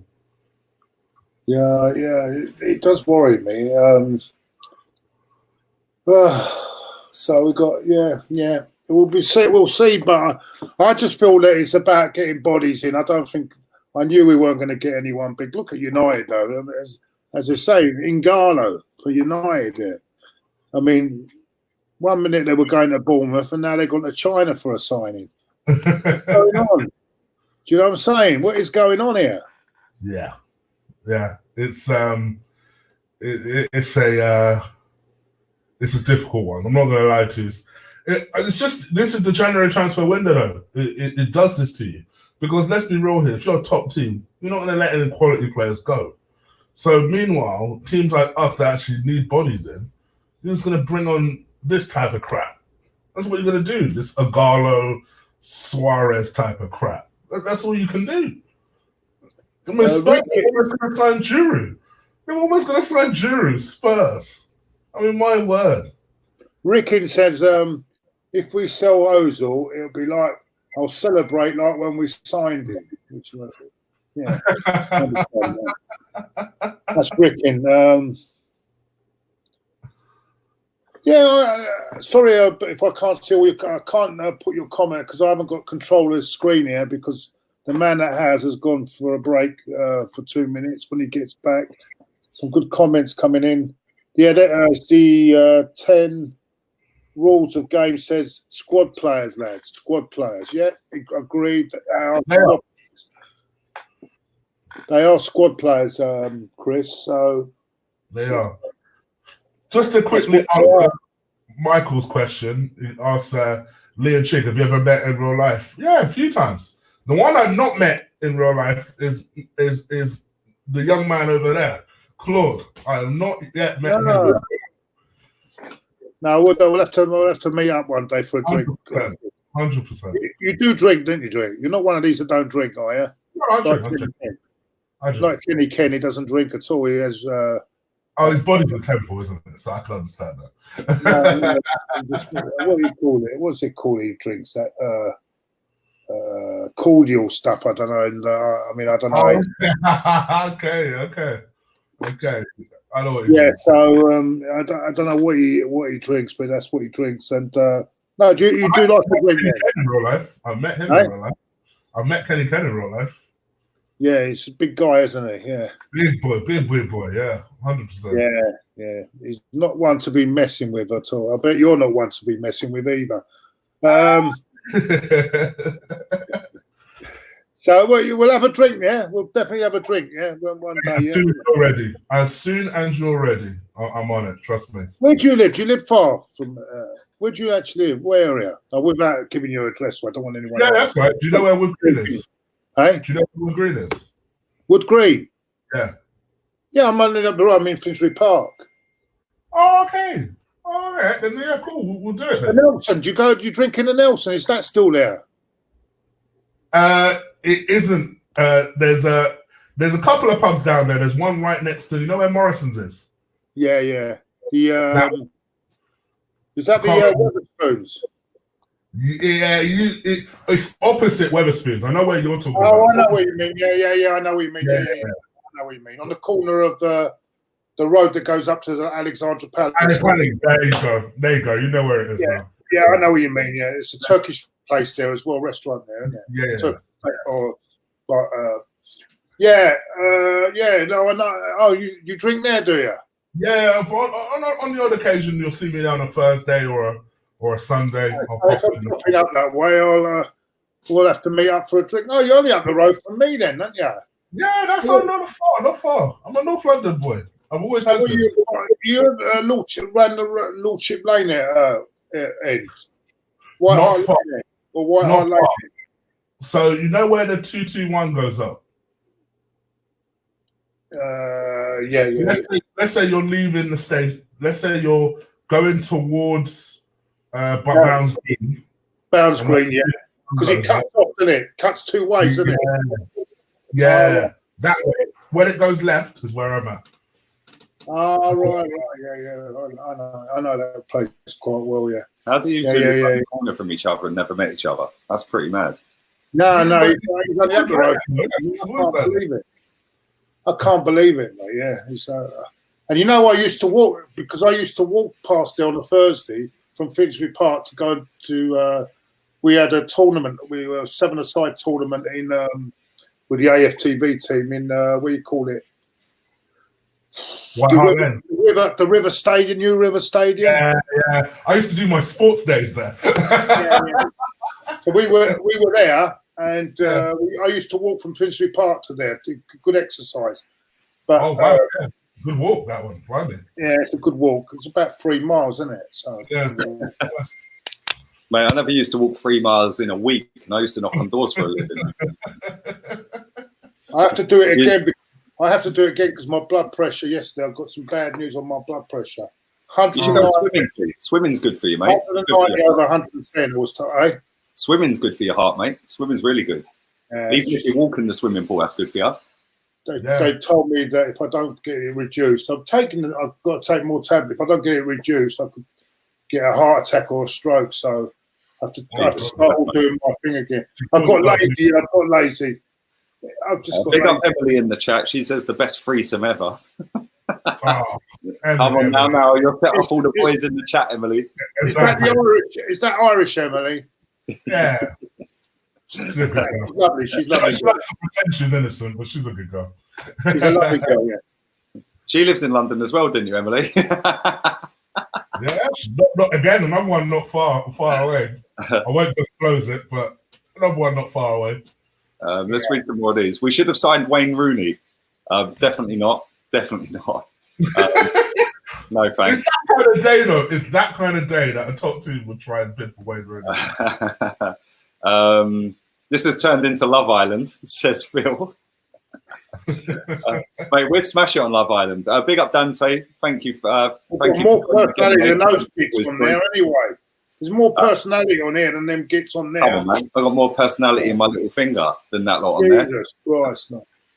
I sent you lot a picture of them twins, didn't I? Before they'd had any work done. How much better looking were they without any work done? 1,000 times better. Exactly. Yeah, if you didn't know that was them and you put them two pictures side by side, you'd think they're completely different people. Unbelievable, mate.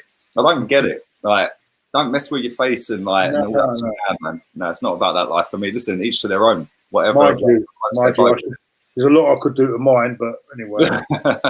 mate, I could probably do with a hair transplant. My foreline goes back to last time we signed a decent player. No, when you go like me, you might as well shave the whole lot off, mate. How was your presentation, Chief?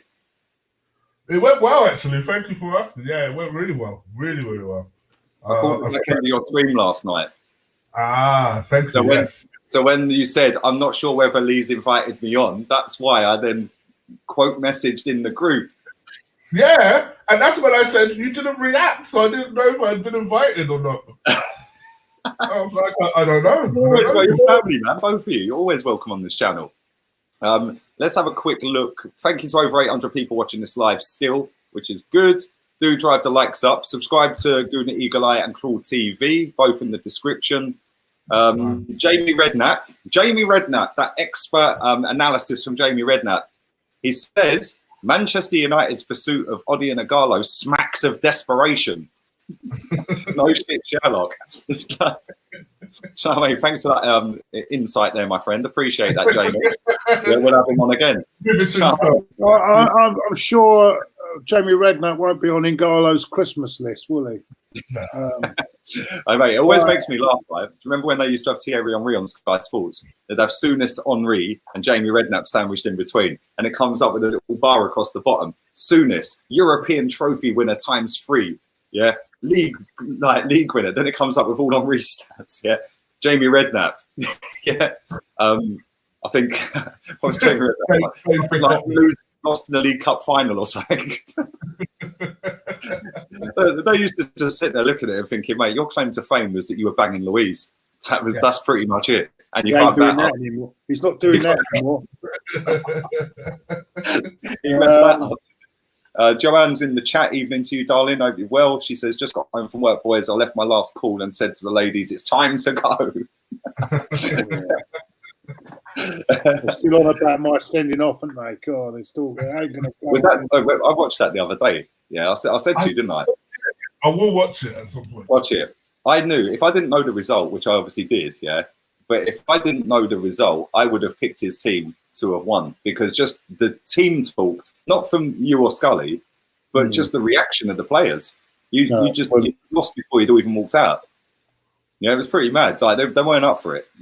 That's not having a dig at anyone, but no, I think there were two. They got too involved in mind games with DT. I tried to ban it on the chat, but they got involved too much with mind games with DT, and in the end, the occasion got to them. Because they're better players than what they were on the final. They are better players, but he pulled a couple of ringers in as well. So I'm not. 100%. So at the end of the day, we didn't deserve whatever happened. We deserve what we got, and I deserve to be sent off. Although I did say under my breath, I didn't say directly to him. But what did you say? What did you say? Well, let's put it this way. I don't often say see you next Tuesday, but I did on that occasion. Boy, when they put it over the tannoy speaker system, was that Terry doing that? Yeah, don't worry. I ain't forgiving him for that either. But he loves DT. He loves DT, so that's what. Oh yeah, you can tell. Oh, he loves the one thing I'll give him credit for though, is his team talk. You got to watch it, chick. Yeah, when you get 45 minutes or whatever, watch it. Right, his team talk. Yeah, and when I looked at that team talk and I see his players just sitting there reacting, they were like ready. And then you see Claude and Scully, they're talking, they're trying. Claude was going for it, mate. You were proper trying to G him up. And they just sat there slumped, like, yeah. I knew. Yeah, obviously, if I didn't know the result, I knew the result anyway. But if I didn't know the result and I had to put money on the team to win, it wouldn't have been AFTV. Yeah, because you could just tell the team talk he done was pretty good, though, to be fair to him. But, you know, what can you do? Nothing you can do, really. And no, really, he sets the team up and he goes and wins it, innit, really? I've got to give credit to the guy. I mean, he's 1 year into doing it and he's built that team up himself, done really well. And I've got to give him credit for that. But as I say, my players let me down on the day. They know what they know they weren't. They got too caught up into the emotion of beating DT rather than just concentrating on winning a football game. And they just froze on the day. They just didn't perform because when we played them in the previous game, we beat them. And we should have won back 2 or 3-0 in the game before. We played them in league on the group games when we played them earlier, and we beat them 1-0, and we should have beaten them 3 or 4. Here we go. Sorry to cut you off, Claude. We have breaking news in the last hour, 57 minutes to go. An agreement has been reached with Man United in Shanghai Shenhua. I think that's the club he's at. Is that the club he's at? Yeah, for a loan deal to take Odi and Ighalo to Man United for 6 months. Jesus Christ. How the mighty have fallen. But yeah, it's happening. It's going to happen. Breaking news just coming through. Man United have reached an agreement. See that? Odi and Ighalo. That is another one. That's another signing as just another body in it. He's a squad player. He'll be probably 4th choice in the. But they ain't got anyone. Rashford's their top boy. Well, at the moment they've got Martial. Who's that? Greenwood. Yeah, that's it. That's it, mate. No, who else? They've got other. No. Because they've got who else they got? Martial, Greenwood. Yeah, that's all they got. There is another one. They've got Rashford. Obviously, he's out, isn't he? Rashford's injured. I'm surprised they didn't, to be honest. I'm surprised he's doing all right out in Inter. He's doing all right. Do you know where they messed up, Man United? And I said this at the time, and everyone used to rip him apart, and that's Lukaku. You do not sell 20 goals a season, mate. Yeah, you do, and then put your faith in Rashford. Listen, Rashford's had a good season. Yeah, fair play to him, right? But you've sold a proven goal scorer year in, year out. Even at West Brom, Lukaku was banging goals, and you sold that, put Rashford up front. They messed up selling Lukaku. Smacking it. Goals a season. Tell you what, England have got a few problems here now, haven't they? Because are these 2 players now, Rashford and Kane, got long-term injuries, or am I wrong? For the Euros. Well, Rashford's going to be back in a few months, apparently, so I think he'll be all right. But then you've got to build up for the Euros as well. It's not as simple as just coming back and then. And Kane I think Rashford will be back around April time, so that might help him towards the latter stages of the Europa League if they're still in it. Kane, I don't know how long he's out for, but they always rush Kane back, didn't they, at Tottenham? But I think they play better without him. Yeah, when they got to the Champions League, retired now, isn't he? Vardy's retired from international football, isn't he? Has he? So they haven't got many options, have they? If these players are not back, it's not the one, is it? Tammy Abraham is on an injury as well, says Tyrone.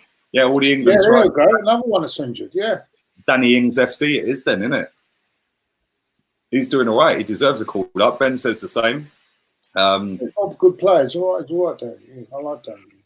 Let's read some of these comments out that are flying in at the moment.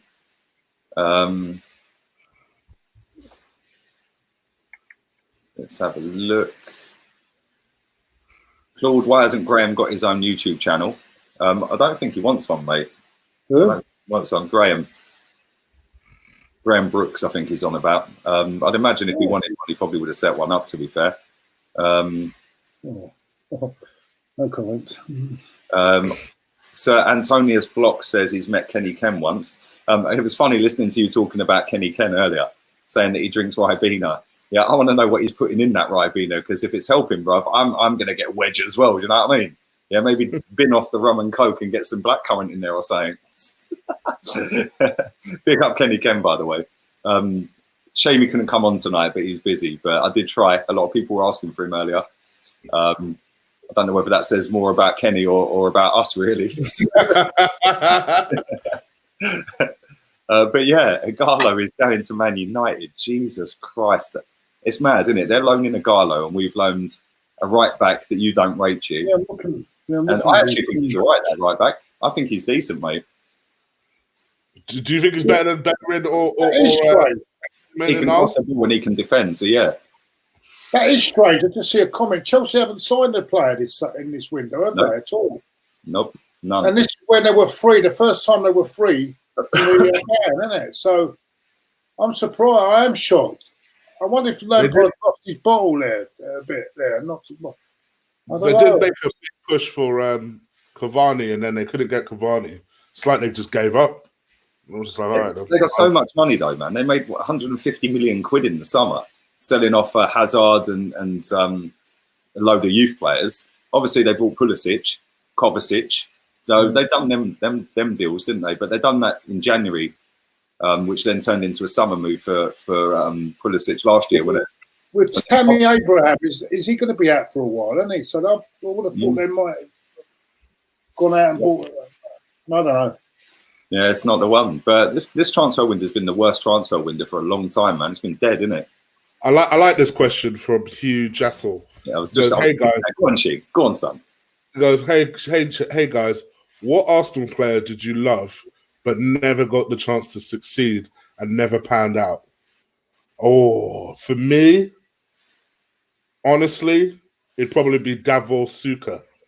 Ooh, I loved him from the Euros. I desperately wanted him to do well at Arsenal, and it never worked out. It just never worked out. That was the one that I was really gutted about. I think that was my very last one. I think. What was the question again? What was the question?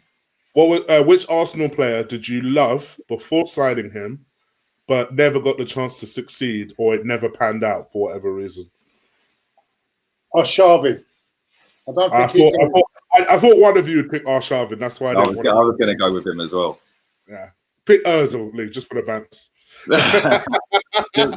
The one thing I'll say about Ozil is I kind of regret not getting a selfie with him when I had the chance. Yeah, because he literally turned his engine off and was speaking. Yeah. I do regret that, because every time I get an Ozil team giving me grief, I could just go, unlucky. Yeah, unlucky if you got one of them. Kind of regret that. But tell a lie, Diaby. Oh, yeah, but that wasn't a signing. I was going to say Diaby, but that's not a signing, is it? Yeah. But I didn't know him before we signed him. Exactly. But yeah, Diaby I was gutted about. And he never, because of the injury, that injury he got at Sunderland completely finished him. Really. Killed him off. There were times that he was absolutely brilliant. You know what I mean? Mate, his goal against Derby, what a goal that was. Do you remember that? Against Liverpool. Do you remember when we played Liverpool at the end of the season? I remember watching the show against Liverpool. He was sick that day. I was in Spain, funny enough. I was actually in Spain. I was in a place called Majaca. Do you know if he never got injuries, I think he would have been as good as Vieira? Listen, let me tell you, he would have shown up Yaya Toure, because he was so much more athletic than Yaya Toure. People don't understand it because he had injuries. But the way that guy was built, he could run all day. The problem is his bones were made out of marshmallows. It's just that was the only problem. But other than that, he was so good. Also, the injury, that horrific injury that he got by, I don't know who was the Sunderland player at the time. I forgot his name. That was an awful challenge. Yeah, it was. A few people are saying Francis Jeffers. Do you know what? No. He came to Arsenal from Everton for what, 8 million quid? Was it 8 million? Yeah. In the box. The Box first in the box. I would have had. I knew he'd be. I fell out with so many people at school about that conversation. I knew he'd be rubbish. What about where was the other one? I see somebody said Segan. I'm going to tell you a very quick story. Right, I went to the Arsenal Legends game at the Bernabeu a few years back, right? And Pascal Segan played. He looked better that day than he ever looked in an Arsenal shirt ever. Oh, 100%. Yeah, 100%. he looked quality, man. That game, Sol Campbell made it through about 3 minutes and limped off with a hamstring injury. Which is mad. But I'll tell you what, Roberto Carlos could still play football today. That geezer is sick, mate. Yeah, him and Guti and Raul could still play today. Do you remember that free kick he got against France? Unreal, mate. Yeah, Le Tournois. Le Tournois. Incredible. Van Bronckhorst is another one I was hoping would do quite well and would be our own little Carlos. Didn't quite work out. That was. Thank you to Mohammed Abbas. I hope you're well, my friends. Liverpool fan. He's followed my channel for a very long time. From Australia. Beautiful part of the world. Loving life right now. He lives in Australia. He's got a lovely lady. And he supports the best team in the league at the minute. Life's good for you, bruv. 3 gentlemen in one room. Never walk alone, boys. Listen, I said this conversation. I had this conversation earlier. Before. Let me ask you this, Chief. Do you care if they go unbeaten, Liverpool? And do you care? I couldn't care less. Right. Let me ask you this. If anything, it would help. It would help remove this little bit of hope that Arsenal fans always cling on to every season, which is so dumb. Oh, we want to be the only team. Who gives a damn? If we're not winning it, who cares? That's exactly what I said. I said, if we don't win it, who cares? But let me ask you this then. Because if Man City win their next 8 games, or 7 games, sorry, and Liverpool win their next 7, they're then on 49, or if it, well, they can't win the next 7, so play each other in that. But it can work out that the 50th game and to win the title is at the Emirates. Yeah. It's funny how things pan out, isn't it? I've apparently frozen on your screen weirdly. Oh, okay. You're back in the room. Okay, so let me ask you this, right? The 50th game, right? And to win the league. Yeah. If we lost that night, or they drew, for example, and they still won the league, and you were there, Claude will be there. I won't be there. You might not be there. We'll probably be doing a watch along for it. Would you care that they've gone over the 49? Yeah, because as it stands right now, over the 2 seasons, they're actually 61 loss in 62 games, right? Over a season and 3 quarters, yeah? If they got to the 50th, whether it be win or draw, and they won the league at the Emirates, would you genuinely be upset with that? No, honestly, I wouldn't. Because, listen, even if little things like that mattered to you, look at it this way. We were the first to do it. Look at it that way. Have that. Just keep that. Other than that, I honestly couldn't care less. Yes, I don't want Liverpool to win it because I don't like Liverpool fans. Apart from the ones in the chat room, generally, Liverpool fans are loud, they're obnoxious, they like reminding you constantly that they want stuff. That's the reason I don't like Liverpool fans winning. But genuinely, honestly, I couldn't care less. It is what it is. We've been crap for so long. That's more my concern, rather than little sentimental stuff like that. See, that's the thing. Like, a lot of our fans online, I don't know what it's like at the games. Obviously, I ain't been for a while, but a lot of our fans online are more obsessed with Liverpool losing a game than Arsenal actually getting better. That kind of sums up where we are. Yeah, exactly. Kind of sums up where we are. But let's go through all these comments. Actually, they deserve it, really. Of course they do, man. Exactly, they deserve it. It's not like they fluked this thing. Look at the way they're just running over teams right now. They deserve it. They absolutely deserve it. And fair play. As a team, I can't crap on them. I honestly can't. I can't crap on them. I do have a feeling. I do have a feeling that somewhere along the line, it's going to be a team you don't expect. It's going to end it. That will end it, yes. Yeah, it'll probably be Norwich or something. It won't be a Man City, or it would be someone. It wouldn't be surprised me if Southampton do it tomorrow. No, they're going unbeaten all season, mate. Yeah, I think, listen, the only team that has taken points off them all season are Man United. Yeah, and that was a draw. Yeah, and they're not going to lose a game. We have a bit of breaking news, by the way. Georgie's in the chat, Leicester City fan. Breaking news for Leicester City. They've completed the signing of defender Ryan Bennett from Wolves for the rest of the season on loan.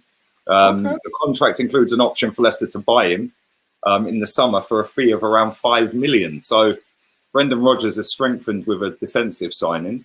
Ryan Bennett. Must be so, yeah. Other than that, Inter Milan wanted Ighalo, apparently. Well, if they wanted him that badly, why leave it till deadline day? Ighalo is smacking it in the chat. You said Ryan Williams there. I thought bloody hell. That would have been a sign.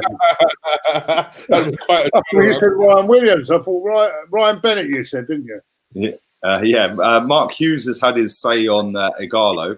Odion Ighalo will be covered in bruises as he would have been pinching himself all day. I thought that was kind of funny. Yeah, Odion Ighalo to Man United. Jesus Christ, mate. What is going on? VP, thank you very much, my friend, for your donation. Appreciate that, mate. Liverpool have been lucky in games. And listen, it's not luck if you keep grinding out results, yeah? And I'll tell you something, right? Remember when everyone used to say Fergie time and all that? Right? Do you remember that one, right? I see a stat a long, long time ago. It was when Jose was, I think he was just coming towards the end of his first stint at Chelsea, right? Arsenal and Man United had scored more goals in stoppage time. Arsenal and Chelsea had scored more goals in stoppage time than Fergie's teams. Yeah. So everyone used to go, "Oh, Fergie time, Fergie time." We'd actually scored more goals in stoppage time. You need an element of luck. Even when we were unbeaten, when we had our unbeaten run, I remember the Portsmouth game. Oh, mate, that was even the one at Fratton Park in the league, we got away with it. So I just thought you need a bit of luck on the way. They were the only team, Portsmouth, that season that we didn't beat in the league, wasn't it? Yeah, we didn't. Oh no, we did beat them. Sorry, we did beat them. We beat 1-0, didn't we? Portsmouth. No, we did. We drew with them both games. Both games. I think they were both 1-1. Which game was it that Sol Campbell scored? That was the game where it was 1-1. I'm sure it was. Yes, didn't Reyes score in the home? Was it the home game?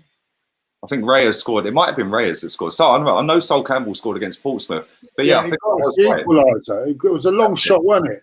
Yeah, 30 yards out. Low. Yeah, I was there that night. I'm sure that was a draw because we started drawing a lot of games towards the end of the when we wrapped the title. Remember, the Birmingham City game was 0-0 after we just beaten Spurs, and that was 0-0 at home.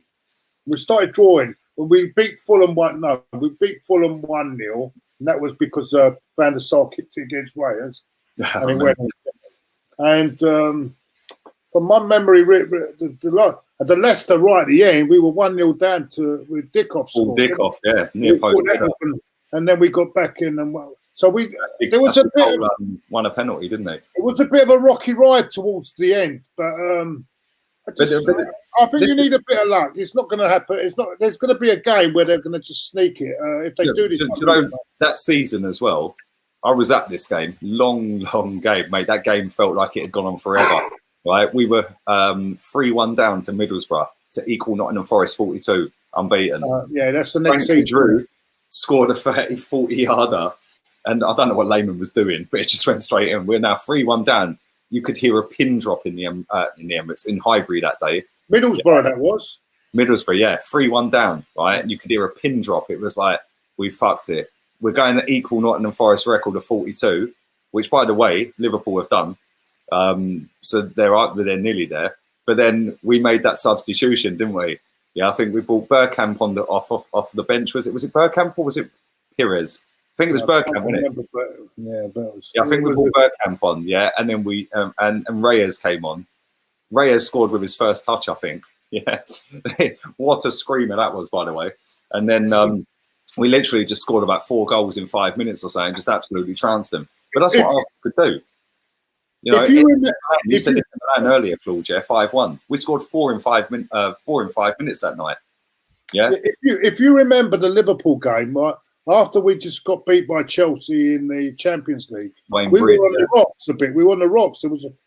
Suddenly it was all going a bit, and then suddenly we were 2-1 down. Again, I think Owen scored one of the other. I don't remember who scored the other.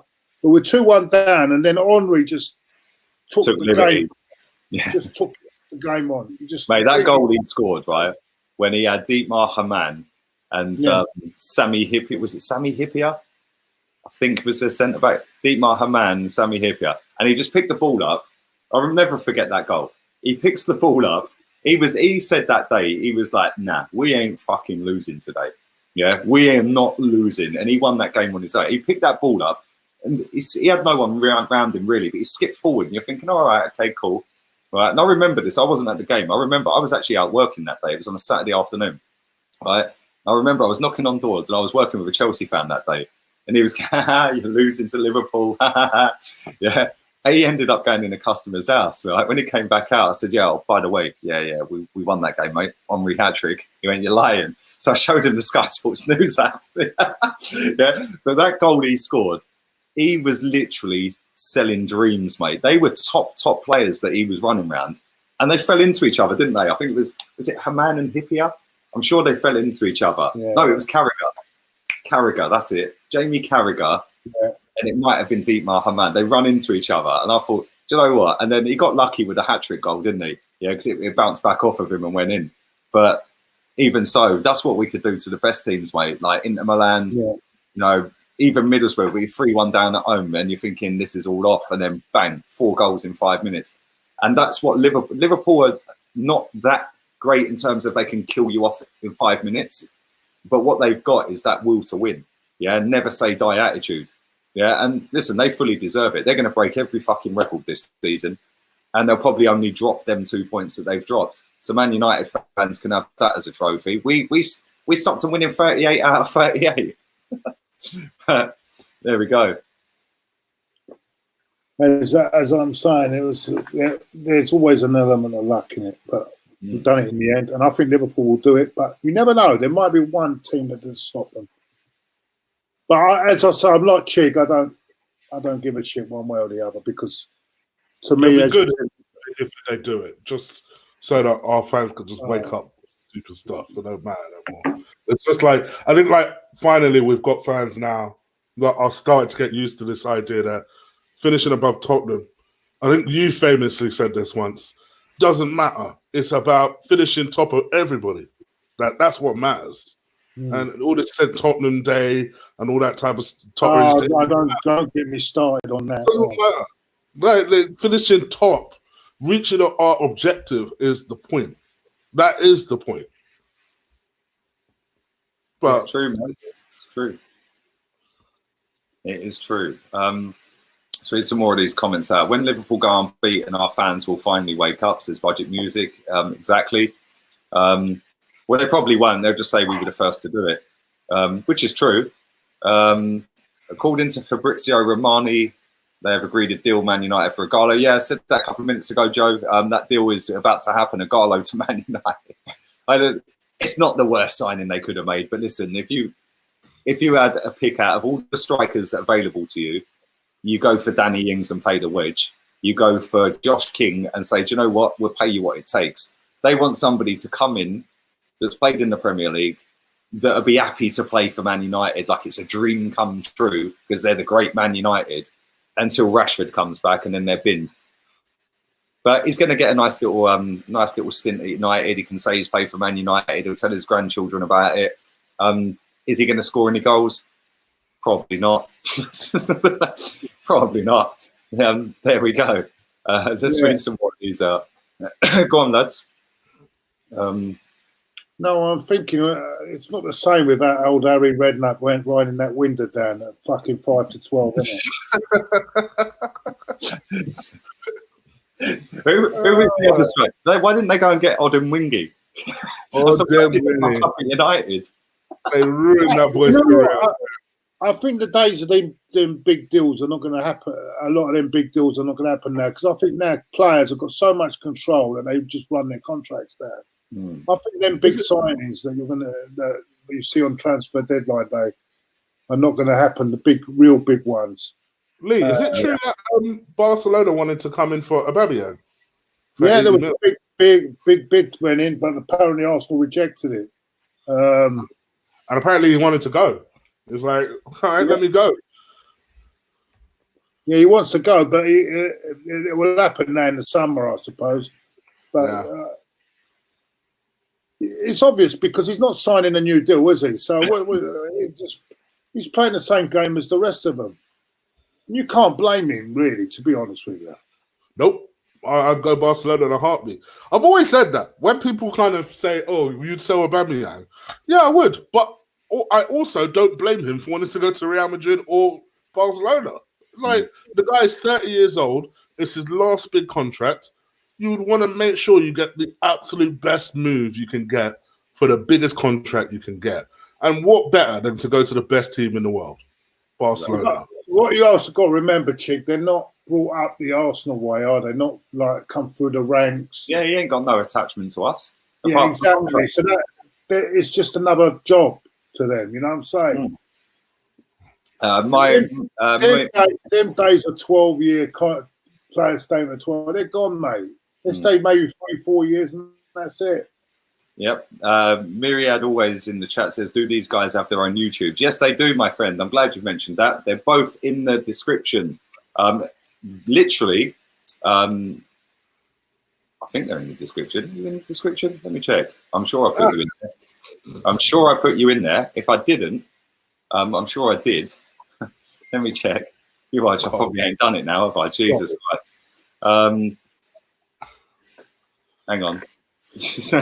I actually didn't. Chigs is in there. I'll stick Claude's in now. No, that's all right, man. Yeah. Go on. Follow at... Right. Una Claude is in there. And I'll add Chigs in again so you can find it very easily. So both of their YouTube channels are in the description right now. So if you want to go and subscribe to them, why wouldn't you? Then go and do it straight away. Literally, underneath the title in the description, you'll find both the channels. Click on the app. It'll take you straight to their channel. You can subscribe. How far off of 8K, Chig? About 500. We're not leaving. I'm not doing I've only had a couple of runs, mate. I'm not trying. Mate, that was funny. Hey, Claude, you missed that night, yeah? I was absolutely hammered. What game was it? Frankfurt. It was Frankfurt, wasn't it? I said to him, right? I said, I'm going to do a shot of Jägermeister with Red Bull every time there's a goal, no matter what team. But I was doing a shot of Jaeger like that much, yeah? And then filling it up with Red Bull and then necking it. Well, we equalised pretty soon after they scored. So yeah. And then I was drinking beer as well, or rum, whatever. No, rum and coke I was drinking. I was hammered, right? I don't even remember ending the stream, yeah? Right? I do remember saying, how far off of 7K are you, Chig? And he said about 200 and something. I said, we're not leaving. I said, we're not leaving until Chig's on 7K. Yeah, at one point, everyone in the chat's going, Chig, you're a bad friend. Why don't you just end the stream? He's going, because it's his end. It's his stream. It's his stream. Yeah. How can I physically end the stream? I remember speaking to my missus the next day. I couldn't remember that we'd had a conversation that night, yeah, and we'd text, right? And I was like, nah, you're chatting rubbish. I remember waking up face down, fully clothed on the bed. I looked to the side and the straw was in the Jaeger Red Bull. Yeah, I was a mess that night. Never again am I doing Jaeger on there. Yeah, I've had many nights like that, mate. Don't worry. I can assure you, I had one night in IB that I will never forget. Half my eyebrow shaven off, completely out, mate. They completely put me on the bed, stripped me down. I had shaving cream all down my body. Oh man, don't talk. It was, when you do these contests. So I down in one. Who's quicker with this guy? Was having races with it. This guy, he cheated. He didn't do the next one, and I did. And I could, when you blank out and don't remember anything from the night before, that's what I had the next morning. Yeah, I didn't remember a single thing from the night before. Right, genuinely, I can't remember anything about that night apart from to the point where I said we're not leaving until Chig's on 7K. Yeah. After that, I don't remember any of it. My missus was going, I was watching you, and everyone in the chat was blaming Chig when really it was your fault. That was 1988 in IB, that was. Go on, Claude. Good old days. Good old days, mate. The good old days. Would you go back to IB for Claude? Well, now, Yeah. I'm a bit too old now for all that. But I mean, Oh, you'll be surprised, mate. You'd be surprised. San Antonio, I remember, lovely. Fucking brilliant, absolutely. Oh, I forgot to say, happy Brexit Day. I forgot we're coming out of that soon, and we're Don't you think that Farage and that lot were a bit embarrassing last night with that thing, the way they were with their little flags going, and then. I could only imagine. Thankfully, I did not watch it. But oh my God, the Irish woman that was in charge of the European. The sooner you go, the better, she said. I think in the end. I think it was Farage and Whittingham with their waving their flag. Oh my God! Oh my gosh, embarrassing. Watch it on Twitter, mate. It's embarrassing. Hey, do you know what? Yeah, right. The amount of people that have said to me, "What are you going to do now? This Brexit's happened." I'm going to get off from my phone. I'm going to do scrambled egg on toast, a little bit of brown sauce on top, and then I'm going to go and. In fact, it's going to be very sunny tomorrow, so I'm going to go and sit by the pool and catch some sun. So yeah, my mum, yeah, she's. I replied to Emily about me and being in IB for that would be a sign. Right. That was 30 odd years ago, by the way, and I was in better shape then as well. So My mum the other day, bless her, yeah, she goes, "I've just found out that you need to get residency if you stay in Spain for more than 90 days consistently." I said, "Well, good job I'm not staying for 90 days consistently then, isn't it?" Yeah. Oh, you're avoiding it that way? I'll just find a reason to come back to England every 90 days. Well, no. You'll get fed up, Lee. You'll get fed up and want to come back home. You will. Oh, do me a favour. The novelty will wear off and you'll be listen to this guy. I don't think he'll get sick of it, but I think love will bring him back. Let me show you. Let me show you that. Yeah, can you see that weather app? Yeah, watch. Can you see that? Yeah, it's currently 18 degrees and it's 11:30 at night, nearly midnight. Yeah. Yeah, but what about when your girlfriend demands you go back to England to stay with her in England? Yeah, look at that. Just pure sunshine tomorrow. Look, Saturday, 19, 19, 20. Yeah, but then what about if the girlfriend then to live in England? I ain't coming back, guys. I'm not leaving. The show goes on. I'm not leaving here, mate. Trust me. Listen, I've been here over 200 times to Spain. Not this particular part. Been here a few times, but I've always wanted to live here. Yeah, and now I've got into a position with everyone who's watched these streams over the last 14 months that it happened very quickly. 6 months in, May. Yeah, May I jacked my job. I had a target, and I said, right, as soon as I get that target, I'm done. Yeah, so May last year, I quit my job, gave the company car back. And then I came out here. A friend of mine lives around the corner. I thought, you know what? I'm just going to do it, man. Worst way is it don't work out. I come back and go back to selling windows again. But it's doing all right, man. And every day, honestly, even when it's cold, it's not cold. Yeah, it's rain. Like last week, I swear to God, yeah, I thought somebody was coming in my house. Yeah, I've got the grills over the front door and the windows and all that. Yeah, the iron gates and all that. Right. But I woke up and it was like somebody was robbing the yard because of the thunder and lightning. Yeah, but it's mad. But no, honestly, I'm loving it, man. And the location's ideal. It's sick. And the missus came out last weekend for 24 hours, bless her, 25 hours. She's back out next weekend for 5 nights. We've got every trip booked up, either me going to her or her coming to me until the end of June. And she's coming out here in June for 25 nights. So for my birthday on the 5th, and her birthday's on the 24th. So we're going to Sevilla for my birthday on the 5th, which is sick, right? Because I'm going to hire a car and Spain play Portugal in a friendly on my birthday. And we're going to be in like one of the most Spanish cities in Spain. In Sevilla. The Dustin Barrys will kick in then. That's going to be sick. We've got a lush Airbnb booked up. We sorted that the other night. And then her birthday's the end of June, 24th of June, 19 days after mine.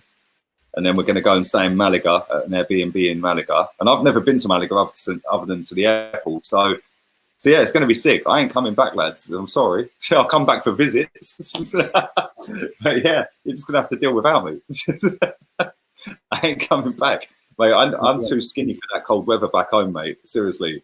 I'm golden child, man. Literally 3 days in the sun and I'm golden. I'm glowing. So yeah, it's good. I'm loving it at the moment, to be fair. And long may it continue. Touch wood, stay humble and all that, like AJ says. But yeah, it is good, man. Listen, 718 people still watching this live. There is 23 minutes of this transfer window left, which means there's about 50 minutes of me left. And the lads. Thank you, Claude, as well, for coming on pretty much from the beginning all the way to now. No, fine, man. And it's only love. So thank you. And I'm going to go and have a cigarette break quickly. So if you two want to hold the fort, that'd be great. And I'm going to go and pop up on the mate. This little mini mart, yeah, bless him, right? There's an Indian fellow who runs that mini mart, yeah. His son works in the evenings, yeah. I swear that geezer works out of hours. I thought it was a 7-Eleven. It's like a 7-7. I swear, right? But I've been in there for the last week. The geezer's disappeared, the young boy. He goes to me, he goes, how's the YouTube going? I said, that's going all right, mate. He goes, I was watching your stream the other night. He goes, you get very angry about Mesut Ozil. I said, yeah, I said, that's not really my chosen subject, mate. But I said to him, I said, you need to get some more Morgan Spice in here, mate. He goes, don't worry, we're stocking up next week. That was a week ago. I went there earlier. They've only got the dark rum, man. I don't like the Morgan's dark rum. Yeah. So I had to buy some cheap alternative spice rum out of there today.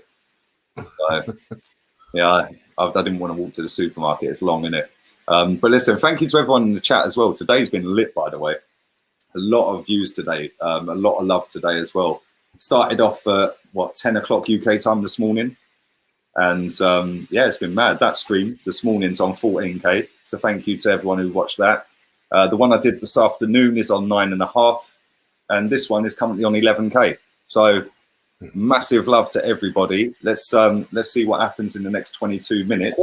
It's the quietest window I've known anyway. It's nothing mad, isn't it? Nothing's happening, is it? Martin says 22 minutes left to sign Mbappe, Upamecano and Koulibaly. And then you woke up. Yeah, exactly. Let's do a couple more of these and then I'm going to go for a cigarette quickly. Rafinha's wife is in London looking at houses. They're in Mill Hill with the estate agent as we speak. How well did you know 2 weeks ago? I don't know get what that means. Well done, Lee. You deserve it. Not a loss in sight, says Phil. Yeah, we're profiting off deadline day today. So thank you very much. Who knew? Who knew? But on that moment, I'm going to go and have a quick toilet break, a cigarette, and I'll be back in 2 minutes, lads. Thank you. Too much information. Let's have a look here. What are they saying here?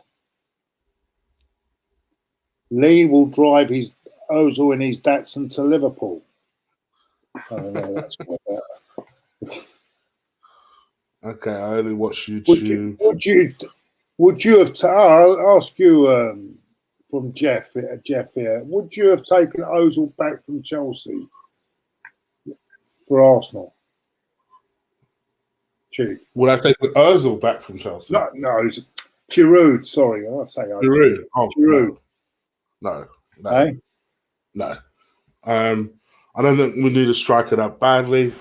I wouldn't have blamed someone like United going for him because they obviously need a striker. And he's a Premier League. I'm a bit surprised he didn't try, actually. But no, I think from my point of view, the Giroud thing, he's come, he's gone, he did his thing. The best lamppost ever, as he famously called him.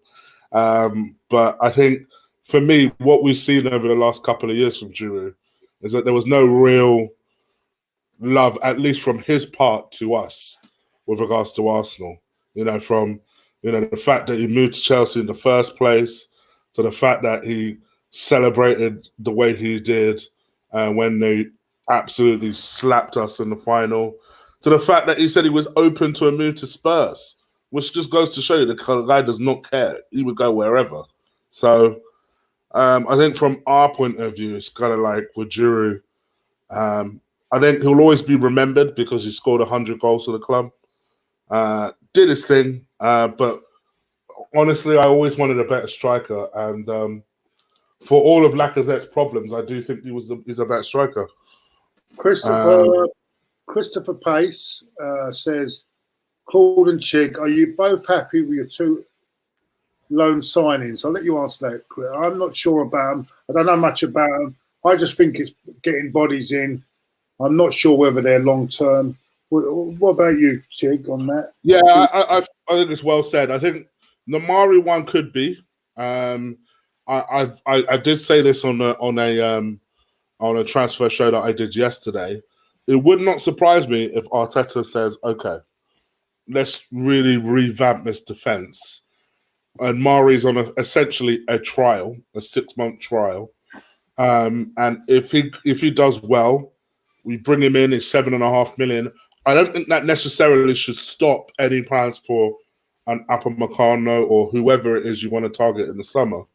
But I do think like a lot of this defense that we have now, your Socrates, I don't think will be there next year. Chambers, I don't think will be there next year. I don't think Holding will be here next year. And I think those are the correct decisions.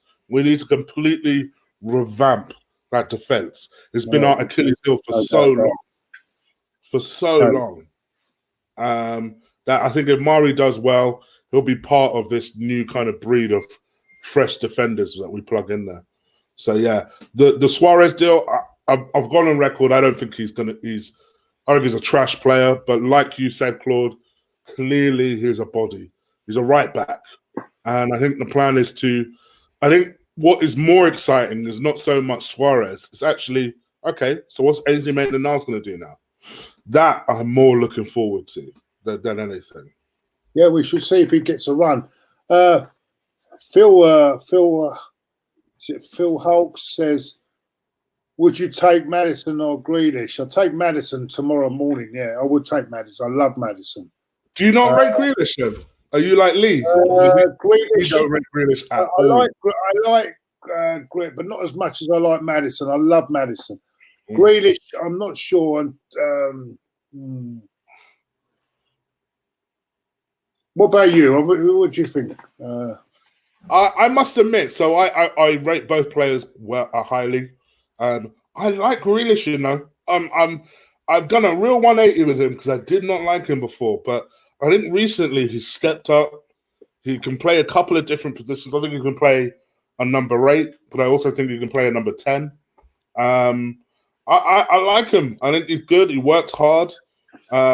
Technically, pretty good. I think Maddison's the more polished player. But here's where I think Lee will drop his drink and come online real quick. I think, this is just my opinion, I think Grealish has a higher ceiling. In all honesty, I really do. I think he's got a higher ceiling. I'm more Maddison, but I mean, yeah, that's interesting. Yeah, where's any more thinking? Oh, even Georgie, who's a Leicester fan, by the way, says Grealish is the better player, which is an interesting comment from a Leicester fan. Oh, right. It's a Leicester fan, yeah? Yeah. That is very interesting.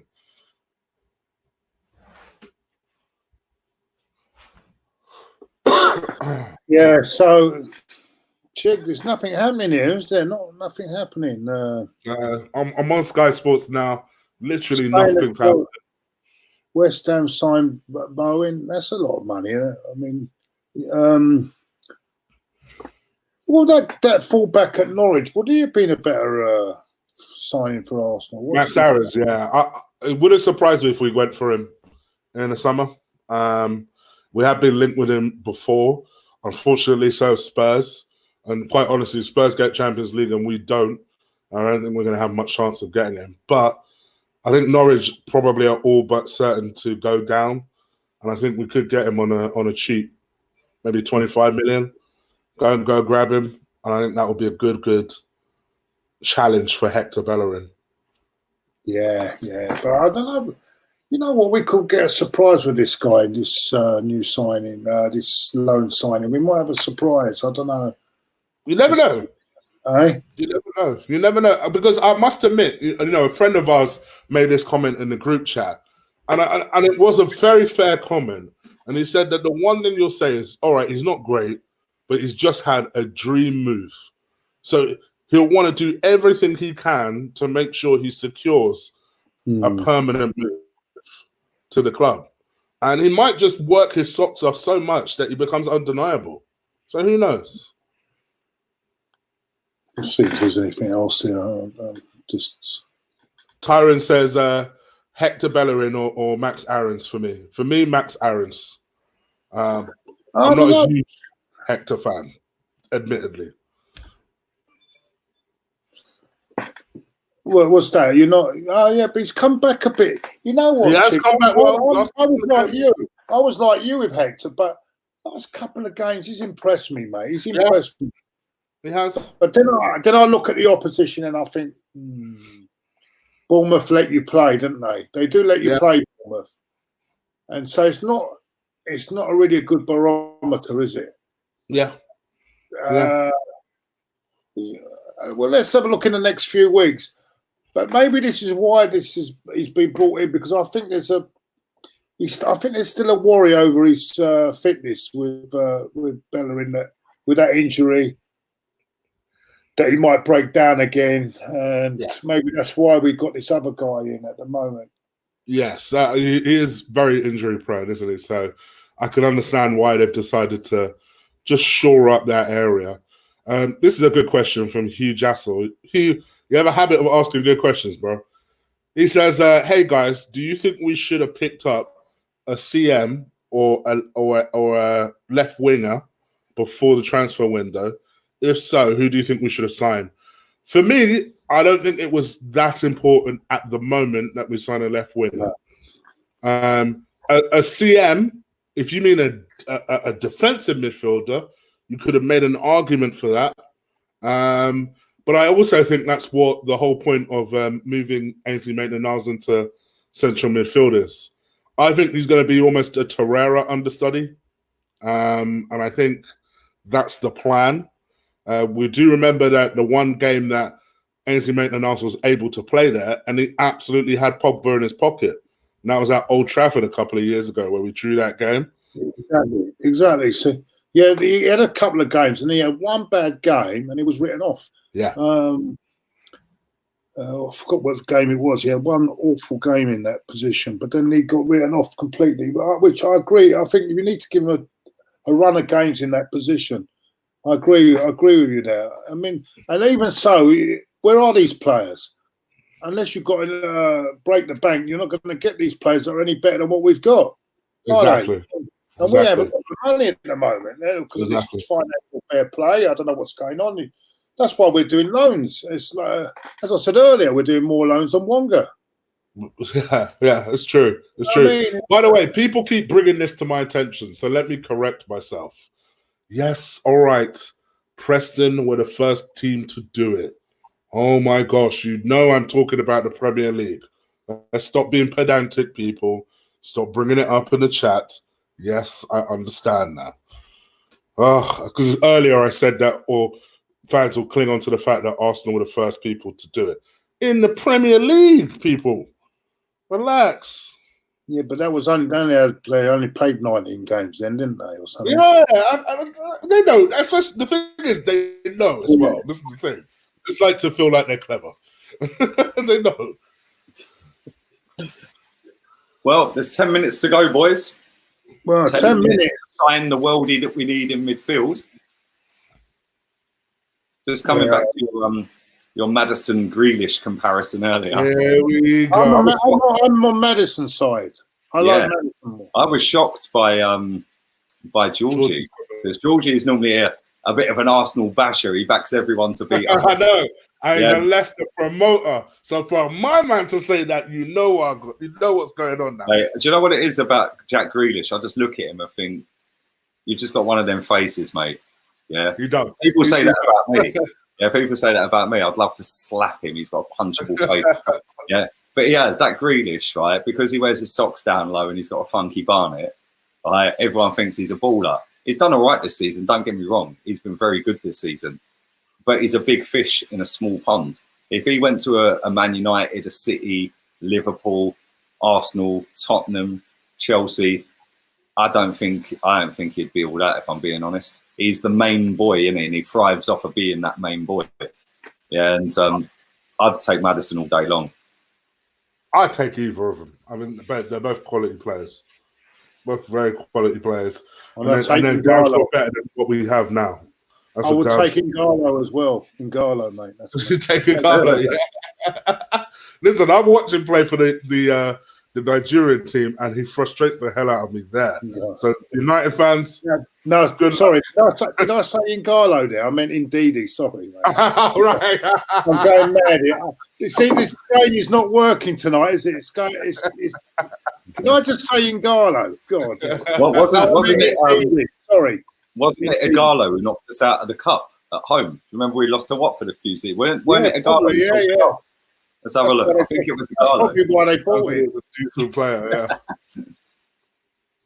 Yeah, I think it was, wasn't it? What was the score that day? 2-1. Maybe Ollie watched that YouTube today and said, "Oh, I'll get him instead." You know what I mean? But anyway, who knows? Yeah, sixth round of the FA Cup. Let's have a look at the goal scorers. Wasn't Josh King on the books at Man United once? It wouldn't surprise me. He's a good player, mate. Yeah, Ighalo scored the winner that day.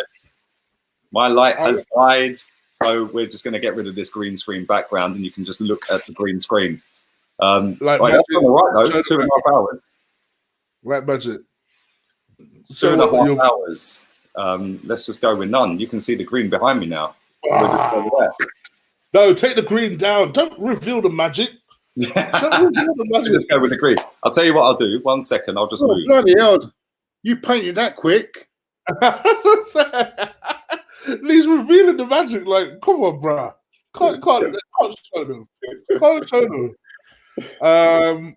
Big up to the blind tuner. Maddison is better than Grealish. I think it's whoever it is, whoever you fancy. Josh King was at United at like 16 or 17. So that answers your question, Claude. There you go. He was, wasn't he? Yeah. I thought so. I thought he was there. Maybe that's why they want. What happened to that? That painted quite green. Who was painting that green? It was so magical. That was magical. That. Here we go. And now he's at the sofa. There you go. Can't reveal how the magic is done. Right? Yeah, your sound. And now he's lost his voice. It sounds gone, bro. It sounds still gone, bro. Can't hear ya. You're on mute, mate. It's gone. I said, here we go. I said that lasted 2.5 hours. So yeah, it didn't do too bad. But what a boring deadline day! Jesus Christ! What red to green, white. Yeah, well, I've got the green paint out and I've done the wall. Molded it. It's all good now. Do you know what I mean? The landlady's going to go nuts when she sees it. I'll tell you what. Tyrone is going to blow his casket unless we answer this question. Right? Shame that doesn't happen to Goldbridge, you know. What happened to you there? That would have been on point, but he's got a guy that he probably pays a lot of money to. Yeah. So Tyrone asks, would you have Ziyech or Maddison? I think I know the answer. Ziyech. Oh, that isn't who I thought you'd go with. Ziyech. I'm shocked nobody's bid for him in the last 2 transfer windows. That's unbelievable. Not one club has gone for him. Who's this guy? The Ajax. Ajax yeah. Different type of players, aren't they? He can play number 10 or on the right. He can play either or. I know you mean. Yeah, I know you mean. Yeah, he can play left as well, Chip. Mate, I am baffled that nobody's gone in for him. Yeah, not just this window, but in the summer as well. Like, why? He must be sitting there thinking, what have I done wrong? Yeah, but you've got to be careful here because you could look great in Dutch football and come over and look really poor here. I've seen it before. It's not as simple as that. I don't know.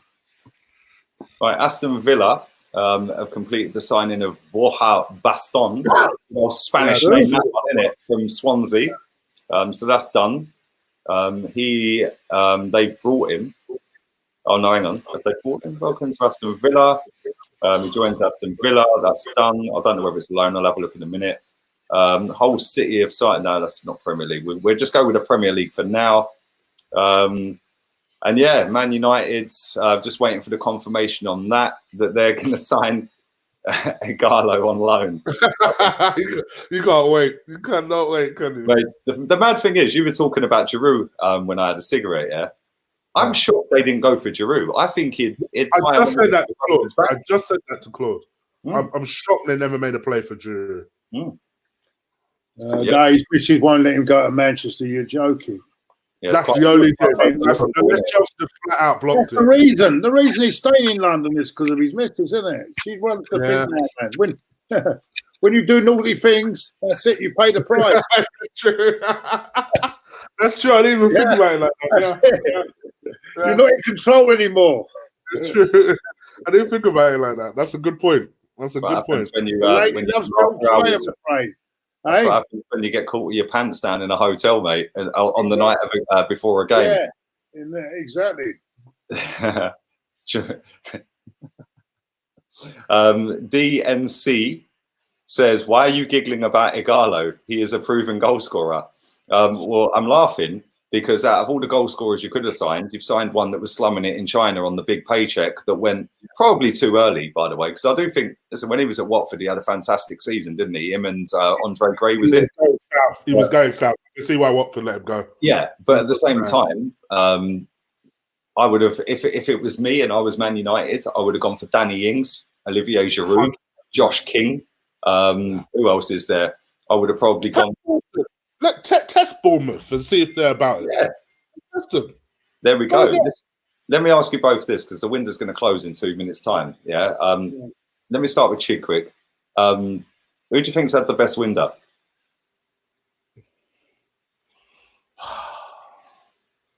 Probably Spurs. I'm being serious. Probably Spurs. They've got a couple of people off the books that they needed to get off the books.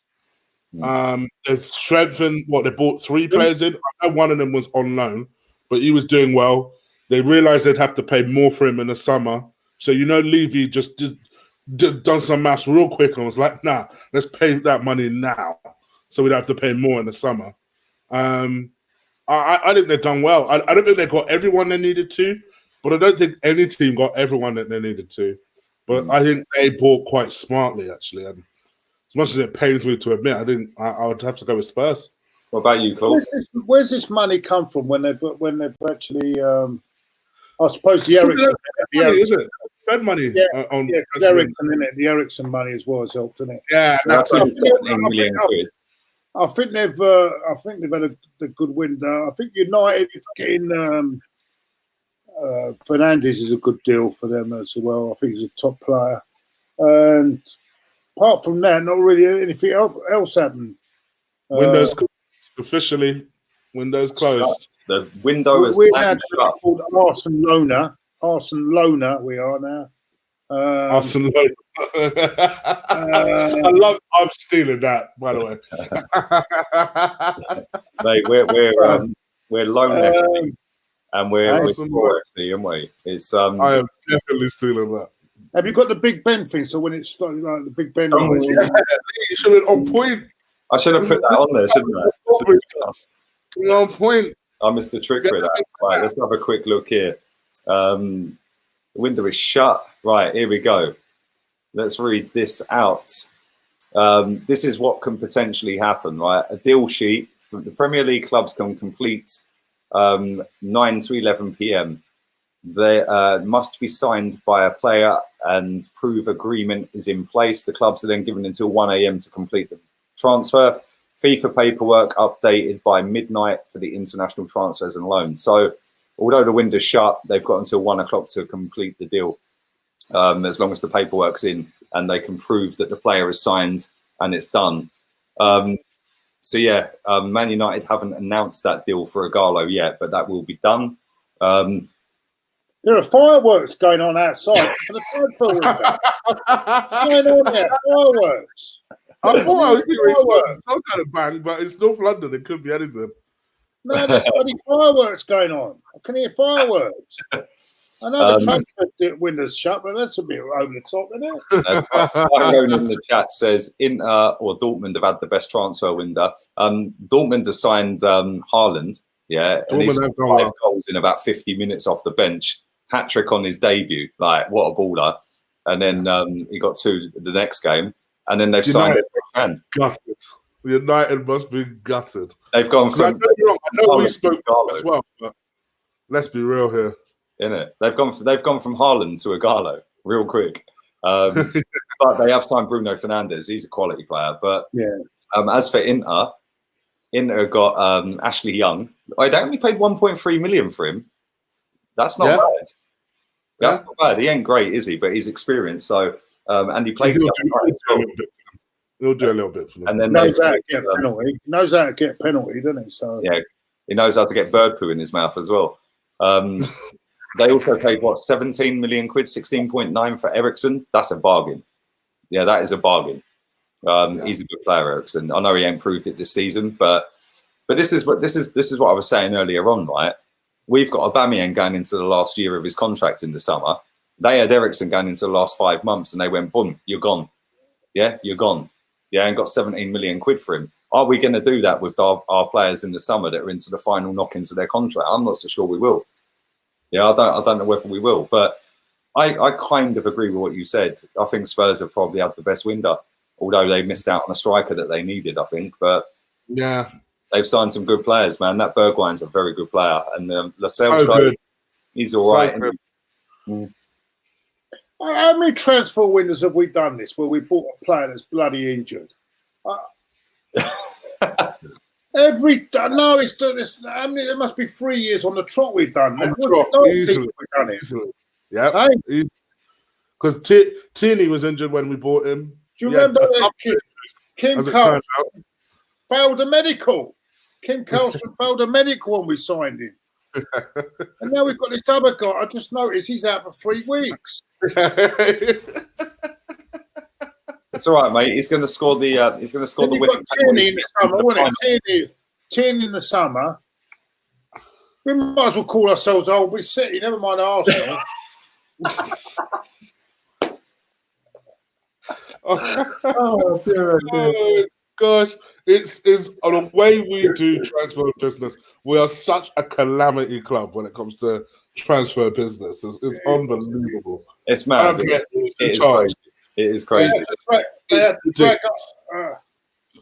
Our Sharpie through the snow. Remember that night in the snow? I remember that. Oh yeah, he's on the phone. 1 o'clock in the morning. There was 2 hours overtime. Let me find that comment. Where's that comment gone? There was a good comment there. Saliba was also injured as well. Another one. Yeah. It's jokes. It is jokes. But do you know what? Let me ask you this, Chig, because me and Claude were talking about this earlier. Do you think this team, this club, is going to do what's required in the summer? Hence, why they've only done the loans now. Do you think they're going to overhaul it? I want to believe it. I want to believe that we've done a Del Boy transfer window because we're saving to slap our big dick down in the summer. That's what I'm hoping. Do I think it will happen? You know what's going to happen, Chig, don't you? You're going to have the summer and the excuse to be, they're in the Euros, we can't do nothing in the Euros. And there'll be another of course. I said this on my stream. The script here now. They can't do nothing now because they're all in the Euros. Come the last month, then there'll be another panic buy. Some bloke you've never heard of at the last 5 minutes. We'll get him, and then that's it. I know. I said this on my stream yesterday. They always seem to try and give this excuse of, the X competition is on, and it gives us a chance to look at players in that competition. It's like, all right, mate, but their value is going to skyrocket if you wait until this tournament kicks off. Why don't you go and get them beforehand, and then that way you can secure them? Oh, no, it'll be fine. And then come 2 weeks before the transfer window is due to close, then we start panicking because the fans they're crap. It's like, it's just the same one. I don't care who's in charge. It's just the same stupid strategy that we always adopt every single year. It's unbelievable. Honestly. Instead of a clueless South African, we've got a spin from Spain. No, that's Well, there's nothing wrong with Spain. Stop mocking Spain, all right? Spanish devil boy. I've always said it. You have to be fair. I said what's his name? Vinay, whose surname I'm not going to pronounce. Sri Lankan Ivan Gazidis, bruv. 100%. My man looks like he sells sofas at DFS. It's true. Oh man. Right, let me say this, yeah. Right. He's came in when we've got the Adidas deal already secured. We've got the Fly Emirates deal already secured for the stadium. Yeah, for another 10, 15 years or whatever it is. Right. And the Adidas deal for the next 4 years or whatever it is, yeah. What is that guy's job role? Because he is the CEO of what's his job? The CEO of commercial deals or something, or he's at the commercial side, isn't he? What deals is that guy going to bring to the table? Because we've already got our two biggest players already signed up, Adidas and Fly Emirates. What's he going to do? We're paying him £2 million a year to sit there and chat absolute crap. Important, yeah. I don't get it. I genuinely don't get it. I don't know. It's, for me, I'm I know Claude already thinks this already. I just think all of them just need to just go. We just need a complete clean slate. I know it's not going to happen anytime soon. We just need a complete clean slate from all of this.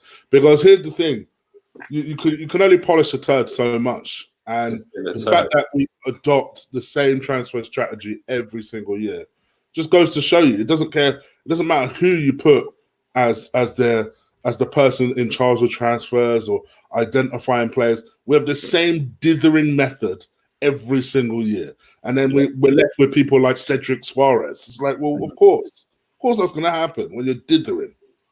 What else do you expect? Yep. Let me read this out very quickly. This is funny. Sky Sports are claiming that Aston Villa turned down the chance to sign Odi and Ighalo. Oh, please close it out. Please close it out. This one's even better. Listen to this one. Do you remember Tom Carroll? Do you remember he was going to be the next best thing, the next best midfielder in the world at Tottenham? Do you remember him? Yeah. Yeah. Right. Check this. Tom Carroll's contract at Swansea has been terminated with immediate effect.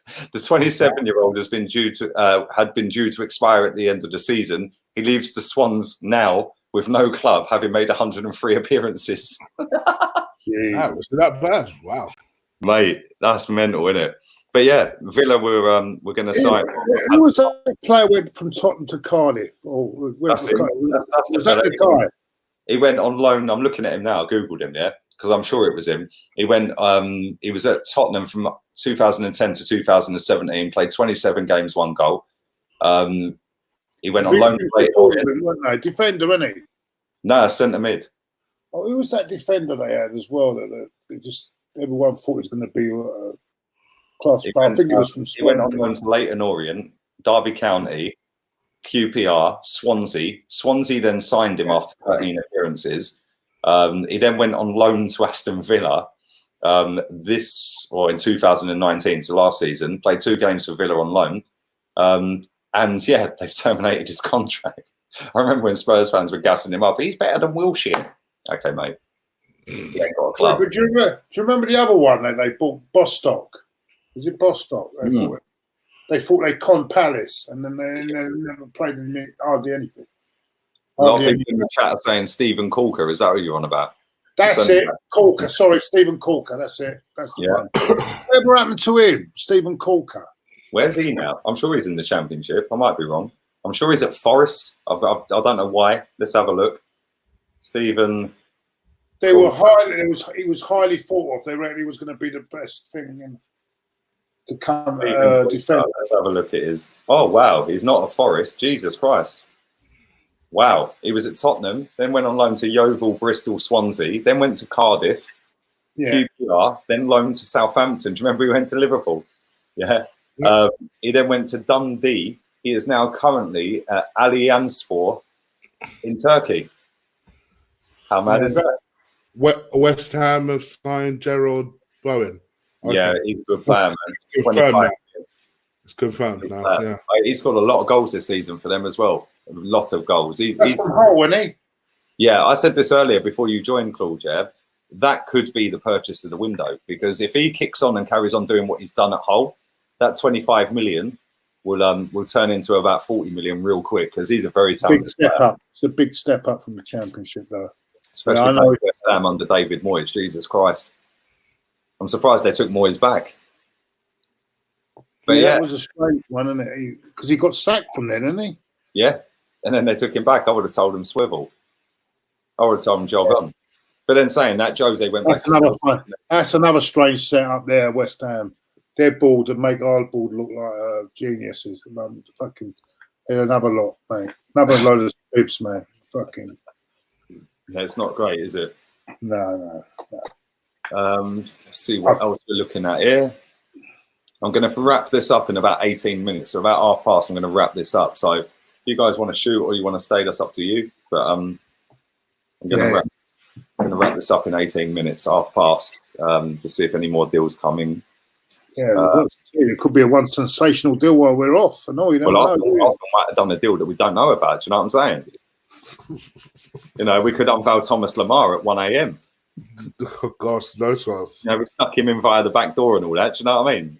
Came in through the other doors. We might have a load signing from Torquay or something like that. You never know, do you? That all the Arsenal fans, the best thing ever. Do you remember when we got that player from the non-league and never done nothing? That Condon Bramall. He was so salty that he never got played as well. His statement when he left was jokes. Yeah, I got misled and all that. What a dickhead, bro. We signed him for 25 grand. Yeah, he was probably on about $5 grand a week. He had a touch playing for us. Yes, I don't understand why we done that. Why we? Maybe when it was saying, Claude, because no one was available. Here's a good comment. See, that's what I mean. Remember that famous saying about Casillas? We're gonna. What was it? What was his? Did he say? Those who speak don't know, and those who. I know. Yeah. We're going to compete with Bayern Munich. The only thing we can say we're better at Bayern Munich is that we've got better toilets. You know what I'm saying? They even built their stadium the same year, and they paid it off 17 years early. We're still paying for ours. Yeah, but they're very clever in Germany. They get big crowds, but they're very clever the way they've done things in Germany. Yeah, don't the fans own a percentage of each of the stadiums or something? Something like that, isn't it? But I remember speaking to a Schalke fan once, and he said that every single away game for the ticket and the coach travel from Schalke to any away ground in that league, €7 for the ticket for the game and the coach there and back. €7. That's unreal, man. Can't even get a pie at the Emirates for that. Do you believe people are actually popping off Brexit fireworks in my area? Really? I paid £3 for a bloody cup of Bovril, which I queued up for half an hour the other night. £3 Jesus Christ!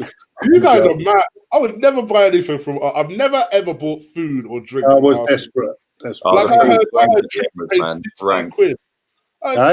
16 quid. No, you won't catch me doing that. Once I've done it. Tell a lie. Fish and cod and chips. They said it was about 11 quid. It was about a piece like that. Piece of cod and chips. I could never be that hungry. And the cod was that big, mate. Yeah. Is that known as a mini cod?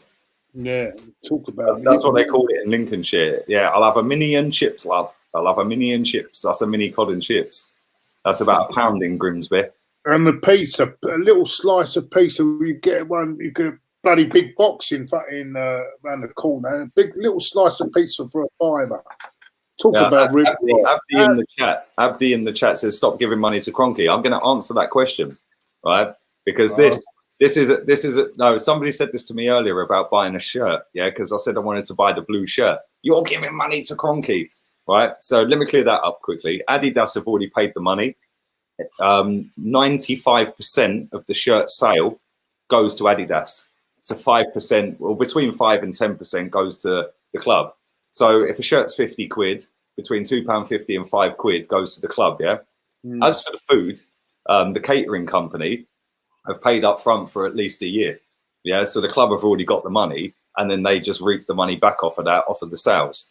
So you're technically not paying into the club, you're paying into the catering company because they've paid for the fee to rent the space in the ground for at least a season. So I get why people say it. Not a lot of people know that, but that is the case. The catering company have already paid up front for a year or 3 years. So like if you buy a box at the Emirates, yeah, if you want to rent a box, an executive box, you have to do it on a 3-year contract. Yeah, you don't have to pay all 3 years up front. You have to pay, I think, the first year up front, but you have to sign an agreement for 3 years. Yeah, and it's like 60 grand a year. So yeah, you got to have some big wedge. When I've got a couple of million subscribers, I'll do it for the banter. I'll go and get one. I'll go and get one at Real Madrid, mate. It's closer. Mind you, I watched that. Was it Barcelona the other night they were playing? The ground was nearly empty. Yeah, they lost, didn't they? Didn't they lose? No, they were winning 3-0. Messi scored a brilliant goal, but I can't. I don't know who they were playing. If it was a league game or a cup game, but half the ground was empty. Yeah, it's mad. Barcelona results. Let's have a little look. That Messi's relentless, though, isn't he? I'm sure it come up on my because I was checking the streams for games. So I couldn't get. They lost. They lost last week. No, it was a midweek. It was Wednesday or I thought it was Wednesday or last night. I can't remember. It was last night. Yeah, they lost last week. Hang on, have I read that right? Yeah, they lost in a final. Was that the final? Oh no, it was the final score. Yeah, they lost to Valencia away last week. But let's have a look at their fixtures. Barcelona results. They played a game midweek, unless I was watching highlights. Of they were playing Ibiza. Yeah, they were playing Ibiza, Copa del Rey. Yeah, but that was in Copa del Rey's game. Oh, sorry. Yeah, that was in Ibiza though. Griezmann scored a brace. They lost. They won 2-1. But that was probably not the game. It might be. I'd imagine. Messi scored. I know Messi scored one of the goals. He went for the halfway. Oh, here we go, Claude. Here we go. That was yesterday. 5-0. Messi scored 2. Shock. Griezmann, they won 5-0. That was yesterday against Leganes. Lee, was that a league game? Was that a league game? No, Copa del Rey cup game. That's why it's empty, isn't it? They don't get. Lee should answer more question. Because that's a fair point that he's made, to be fair. Are you still doing fantasy football? Only asking because I watch a lot of your streams and you never mention it. Yeah, I am. I'm doing prizes for the fantasy football, which will be paid out at the end of the season. Let's check the fantasy football league. Top 10 places.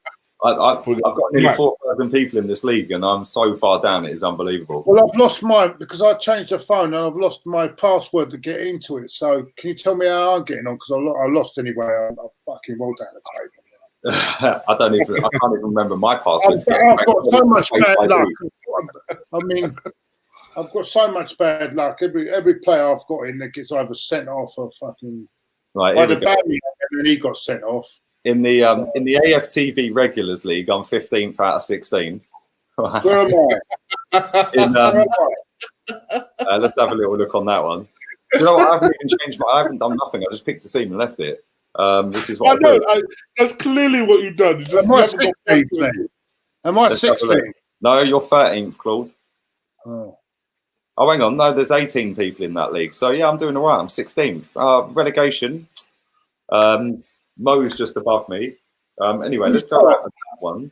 I bet that bloody what's name's top, isn't Turkish is top. Yeah. Turkish should be on that thing. I could imagine. Let's come out of that one. Right, I'm in another one. TFFC Fantasy League. I don't know whose league that is. I can't remember. But in that one, I am 25th out of 27. Blimey. Yeah. This one's the best one though, Chig, yeah? Right. Oh, hang on, there's another one here, the Mental Strength League. Do you remember Pradas on Twitter? Yeah? Yeah. Yeah. I am currently bottom of that out of 58 people. Now check this one out, yeah? This one's even better, right? I've got my own league, League Gunners Legends. There's nearly 4,000 people in it. I am 2,870th. But for anyone who is in that fantasy league, let me click on it very quickly and have a look at the top 10, yeah? Because I did say that I'd do a payout, 250 for top. I think it was 150 for second, 75 for third, and 50 for fourth. Then fifth, sixth, seventh, eighth, ninth, 10th is 10 quid each. That will be done via PayPal in the summer. But the guy who's top, oh, that's kind of tight. There's a guy called Samuel Thompson, 1,469 points. He's 14 points clear. All the way down to 10th. Oh, my. Yeah, all the way down to 10th. He's only 32 points clear. So first to 10th is only 32 points. If I go down a bit further, oh, well, yeah, one weekend can spin that all the way down to well over 100 places. So yeah, there are prizes up for grabs. And I will be paying it out in the summer. So, yeah, that should be good. Do drive the likes up on this video. We're going to wrap this up in about 8 minutes' time. If you're not following Guna, Claude or Chig on their YouTube channels, firstly, why not? And secondly, their links are in the description. So click on their @ in the description. It'll take you straight to their channel. You can subscribe. BP's got something to say. I think he's got another super chat here. Where am I? It doesn't tell me unless I scrolled all the way through them. It don't tell me. If you load into it, it'll tell you. It'll come up and tell you, mate. Let's read some more comments out for a few minutes. Lee out, Wenger in. Yeah, I'm not doing great. But listen, I just picked a team and left it. What do I know? What do you know about football? Absolutely nothing at the minute by the looks of it. Oh, what's that? There's a super chat about we signed Griezmann. Someone's... We haven't signed Griezmann. Griezmann is at Barcelona and he's doing all right. A loan deal. We've got a Griezmann in a loan deal. Someone's... Let's have a quick look through here. McAllister, Alexis McAllister. That's a good old South American Scottish name, that one, isn't it? Alexis McAllister has returned to Brighton after having his loan spell at Boca Juniors cut short. Jared Bowen, 25 million to West Ham from Hull. Good signing. Villa rejected Ighalo. He's going to sign for United. Just kind of sums up where the two clubs are at the minute, really, doesn't it? You know, Aston Villa don't want him. Man United to take him. Love it. You know what I mean? See how many live views we have had up. Ben is 908th in my league. Come on, Ben. There's still time, mate. I haven't even bothered. I've literally picked a team and just left it all season. I ain't even played a wild. I don't even know what a wild card is. A triple captain. I don't get it. It's a fix, really. Because don't tell me all them people get 100 a week. I don't believe it. I normally do the Sun Dream team. That's the one I do. There's corrupt. This family, it's all corrupt, mate. These people that are on top of the league, they don't exist. See, on the Sun Dream team leagues I'm in, I'm 5th in 2 leagues and I'm 17th in another, which is my league as well. Where is Chig in these leagues? Where are you, Chig, in the leagues? And in my league, no, I'm not in the league. I'm not in it. It's all corrupt. All these people that get 100 every week, I don't believe it. No, I'm sorry. I don't agree. No, I just think I think that it's made up so that you don't win. It's made up. It's all made up.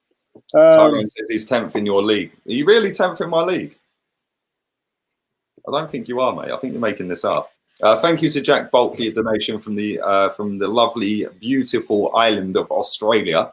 G'day, mate. Someone said there, G'day, mate. Boys, did Newcastle bid 40 million for a player? But it was rejected, apparently. Do you know anything about that? Don't know, mate. I haven't seen that. Who did they bid for? Not aware of that. Well, apparently Steve Bruce said that he didn't name the player. It was a midfield player from Lille. I think it's from Lille, actually. Oh, is it Samari? Does he play for Lille? Yeah. Apparently they made a 40 million, but the player rejected it. The club agreed it, but the player rejected it. As a player we're linked with, good solid midfielder, that one. Powerful. It's a good night. I don't know why he's rejecting that, because Newcastle's a good night out, mate. I tell you. Oh, it's a banging night. Chig was there last weekend. It is a banging night out. Banging night out. Do you ever go to that Chinese one? That Chinese restaurant where Since this coronavirus, mate, I haven't eaten Chinese, mate. I can't lie. Oh, Newcastle, mate. There's a Chinese place there. Eat as much as you want, and it's really nice, mate. Right by the ground, right by the football ground. Right, how much of a piss take is that, though? Yeah, you do Newcastle all the time, innit? How many steps and flights of stairs do you have to walk up to get to that fucking upper tier? No, you know what I do? I invent a limp before I go up on the lift. No, I do every year. And there's no way I'm going up them stairs. No way. No. I remember, bless Russ, yeah. About 14 floors, mate. 14 floors. Yes, I think it's more than that, in it. I think it's 18 floors, isn't it? Something like that. It's a lot of. Bless Russ though, yeah. Russ waited for me because me, Lewis, and Ola. Yeah, our taxi never turned up, so we walked it. And from our hotel, it was about 2 mile walk, right? And the guy who had my tickets, you know who I'm on about. He didn't want to wait because that's what he does. Oh yeah, there's someone waiting for you downstairs, isn't there? Yeah, big up Russ. Yeah, Russ is a legend. Guna Russ, love him. Yeah, he waited. Yeah. And then he had to walk up all them stairs with us.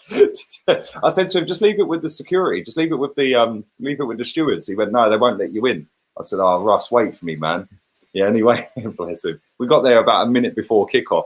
Yeah, and the worst thing was we was row Z in the upper tier. So we've done all them stairs. Then we were the last row. Yeah, I was literally up in the clods, mate. It was mad. Have you ever been to California? It's a great place to have a good drink and have a good time, but it's not a great place to watch football because you're watching. It's like watching ants. Yeah, really. Yeah, they're like little dots, man. But yeah, the nightlife, unreal. Anyone who's never been to Newcastle, if you go, make sure you take photographic ID or you ain't getting in a nightclub because they scan it when you go in. Even an old man like me, they scanned my ID going into Tuck. So I don't think I've got any worries on that. Anyway, no, you still need ID regardless of how old you are. They scan your photo ID. Yeah, which is why there's no trouble in Newcastle on a night out. Oh, is it for that reason? I thought it was for the. Yeah. Oh, right. Just so that they know who people are. Yeah, so if you get into a scrap with someone, they can go, hang on a minute. Oh, let me check through the ID, and then it's on a computer system outside the club. So that's why they do it. But I think we should probably wrap this up, lads. It is 12:30 in Spain, and my missus finishes working a bit, so she's going to call me in about half hour. So that's nice. I'll try. Look at Tyrone's comment, by the way, Lee. That's your fault right there. Even 40-year-old chick. I am not 40. Christopher went to South Shields. I'll tell you the story very quickly, right? When I used to be bang on Ghost Recon on the original Xbox, yeah, right, the first one, I used to play Ghost Recon with a lad from South Shields that I'd never met, yeah, right? But he used to chip Xboxes and print out the games, like scan the games and get the games out there and sell them for like £5. I remember on a Sunday night, Ghost Recon 2 was about a month away from being released. I drove all the way from then near Luton, all the way up to South Shields to a guy's house I'd never met. Yeah. What, for a game? To go and get my Xbox chipped and get all the games. Yeah, and drove all the way back. I got in at 7 a.m, swerved work, and played Ghost Recon 2 a month before it came out. That's how bang on it I used to be. But not anymore. That is dedication, mate. Fucking hell. Mate. Yeah, it was a long drive. 4-hour drive. But there we go. But listen, thank you very much, both of you, for coming on. I appreciate it. Thank you to everyone who's watching live as well. Always a pleasure talking footy with you boys, mate. You know what, you've got very good knowledge, and it's great to. I learn a lot of you too, mate. I do. Likewise, man. And listen, everybody in the chat, there's still 500 people watching live. Go to the description box. There's an in there that's got Guna Claw TV and Guna Eagle Eye. Go and click on that app for each of them. Subscribe to their channels. We could do it. Someone suggests we could do a weekly thing, me, you, and him. I don't mind doing one with you too. We can sort that. Definitely, 100%. Listen, this year's my year, mate. It's happening for me this year. So Yeah, man, we'll discuss that. I'm always here available. You know what I mean? I've got fuck all this, but than to use my right hand here. So always available. Anyway. No, listen, love as always, cool. Thank you, mate, and to you, Chig. Chig's frozen again. Chig's internet's dead. It's nearly as dead as our transfer window. Chig looks like he's using his right hand as we speak. Look. That's our new. It's like our new signing next season when it starts again.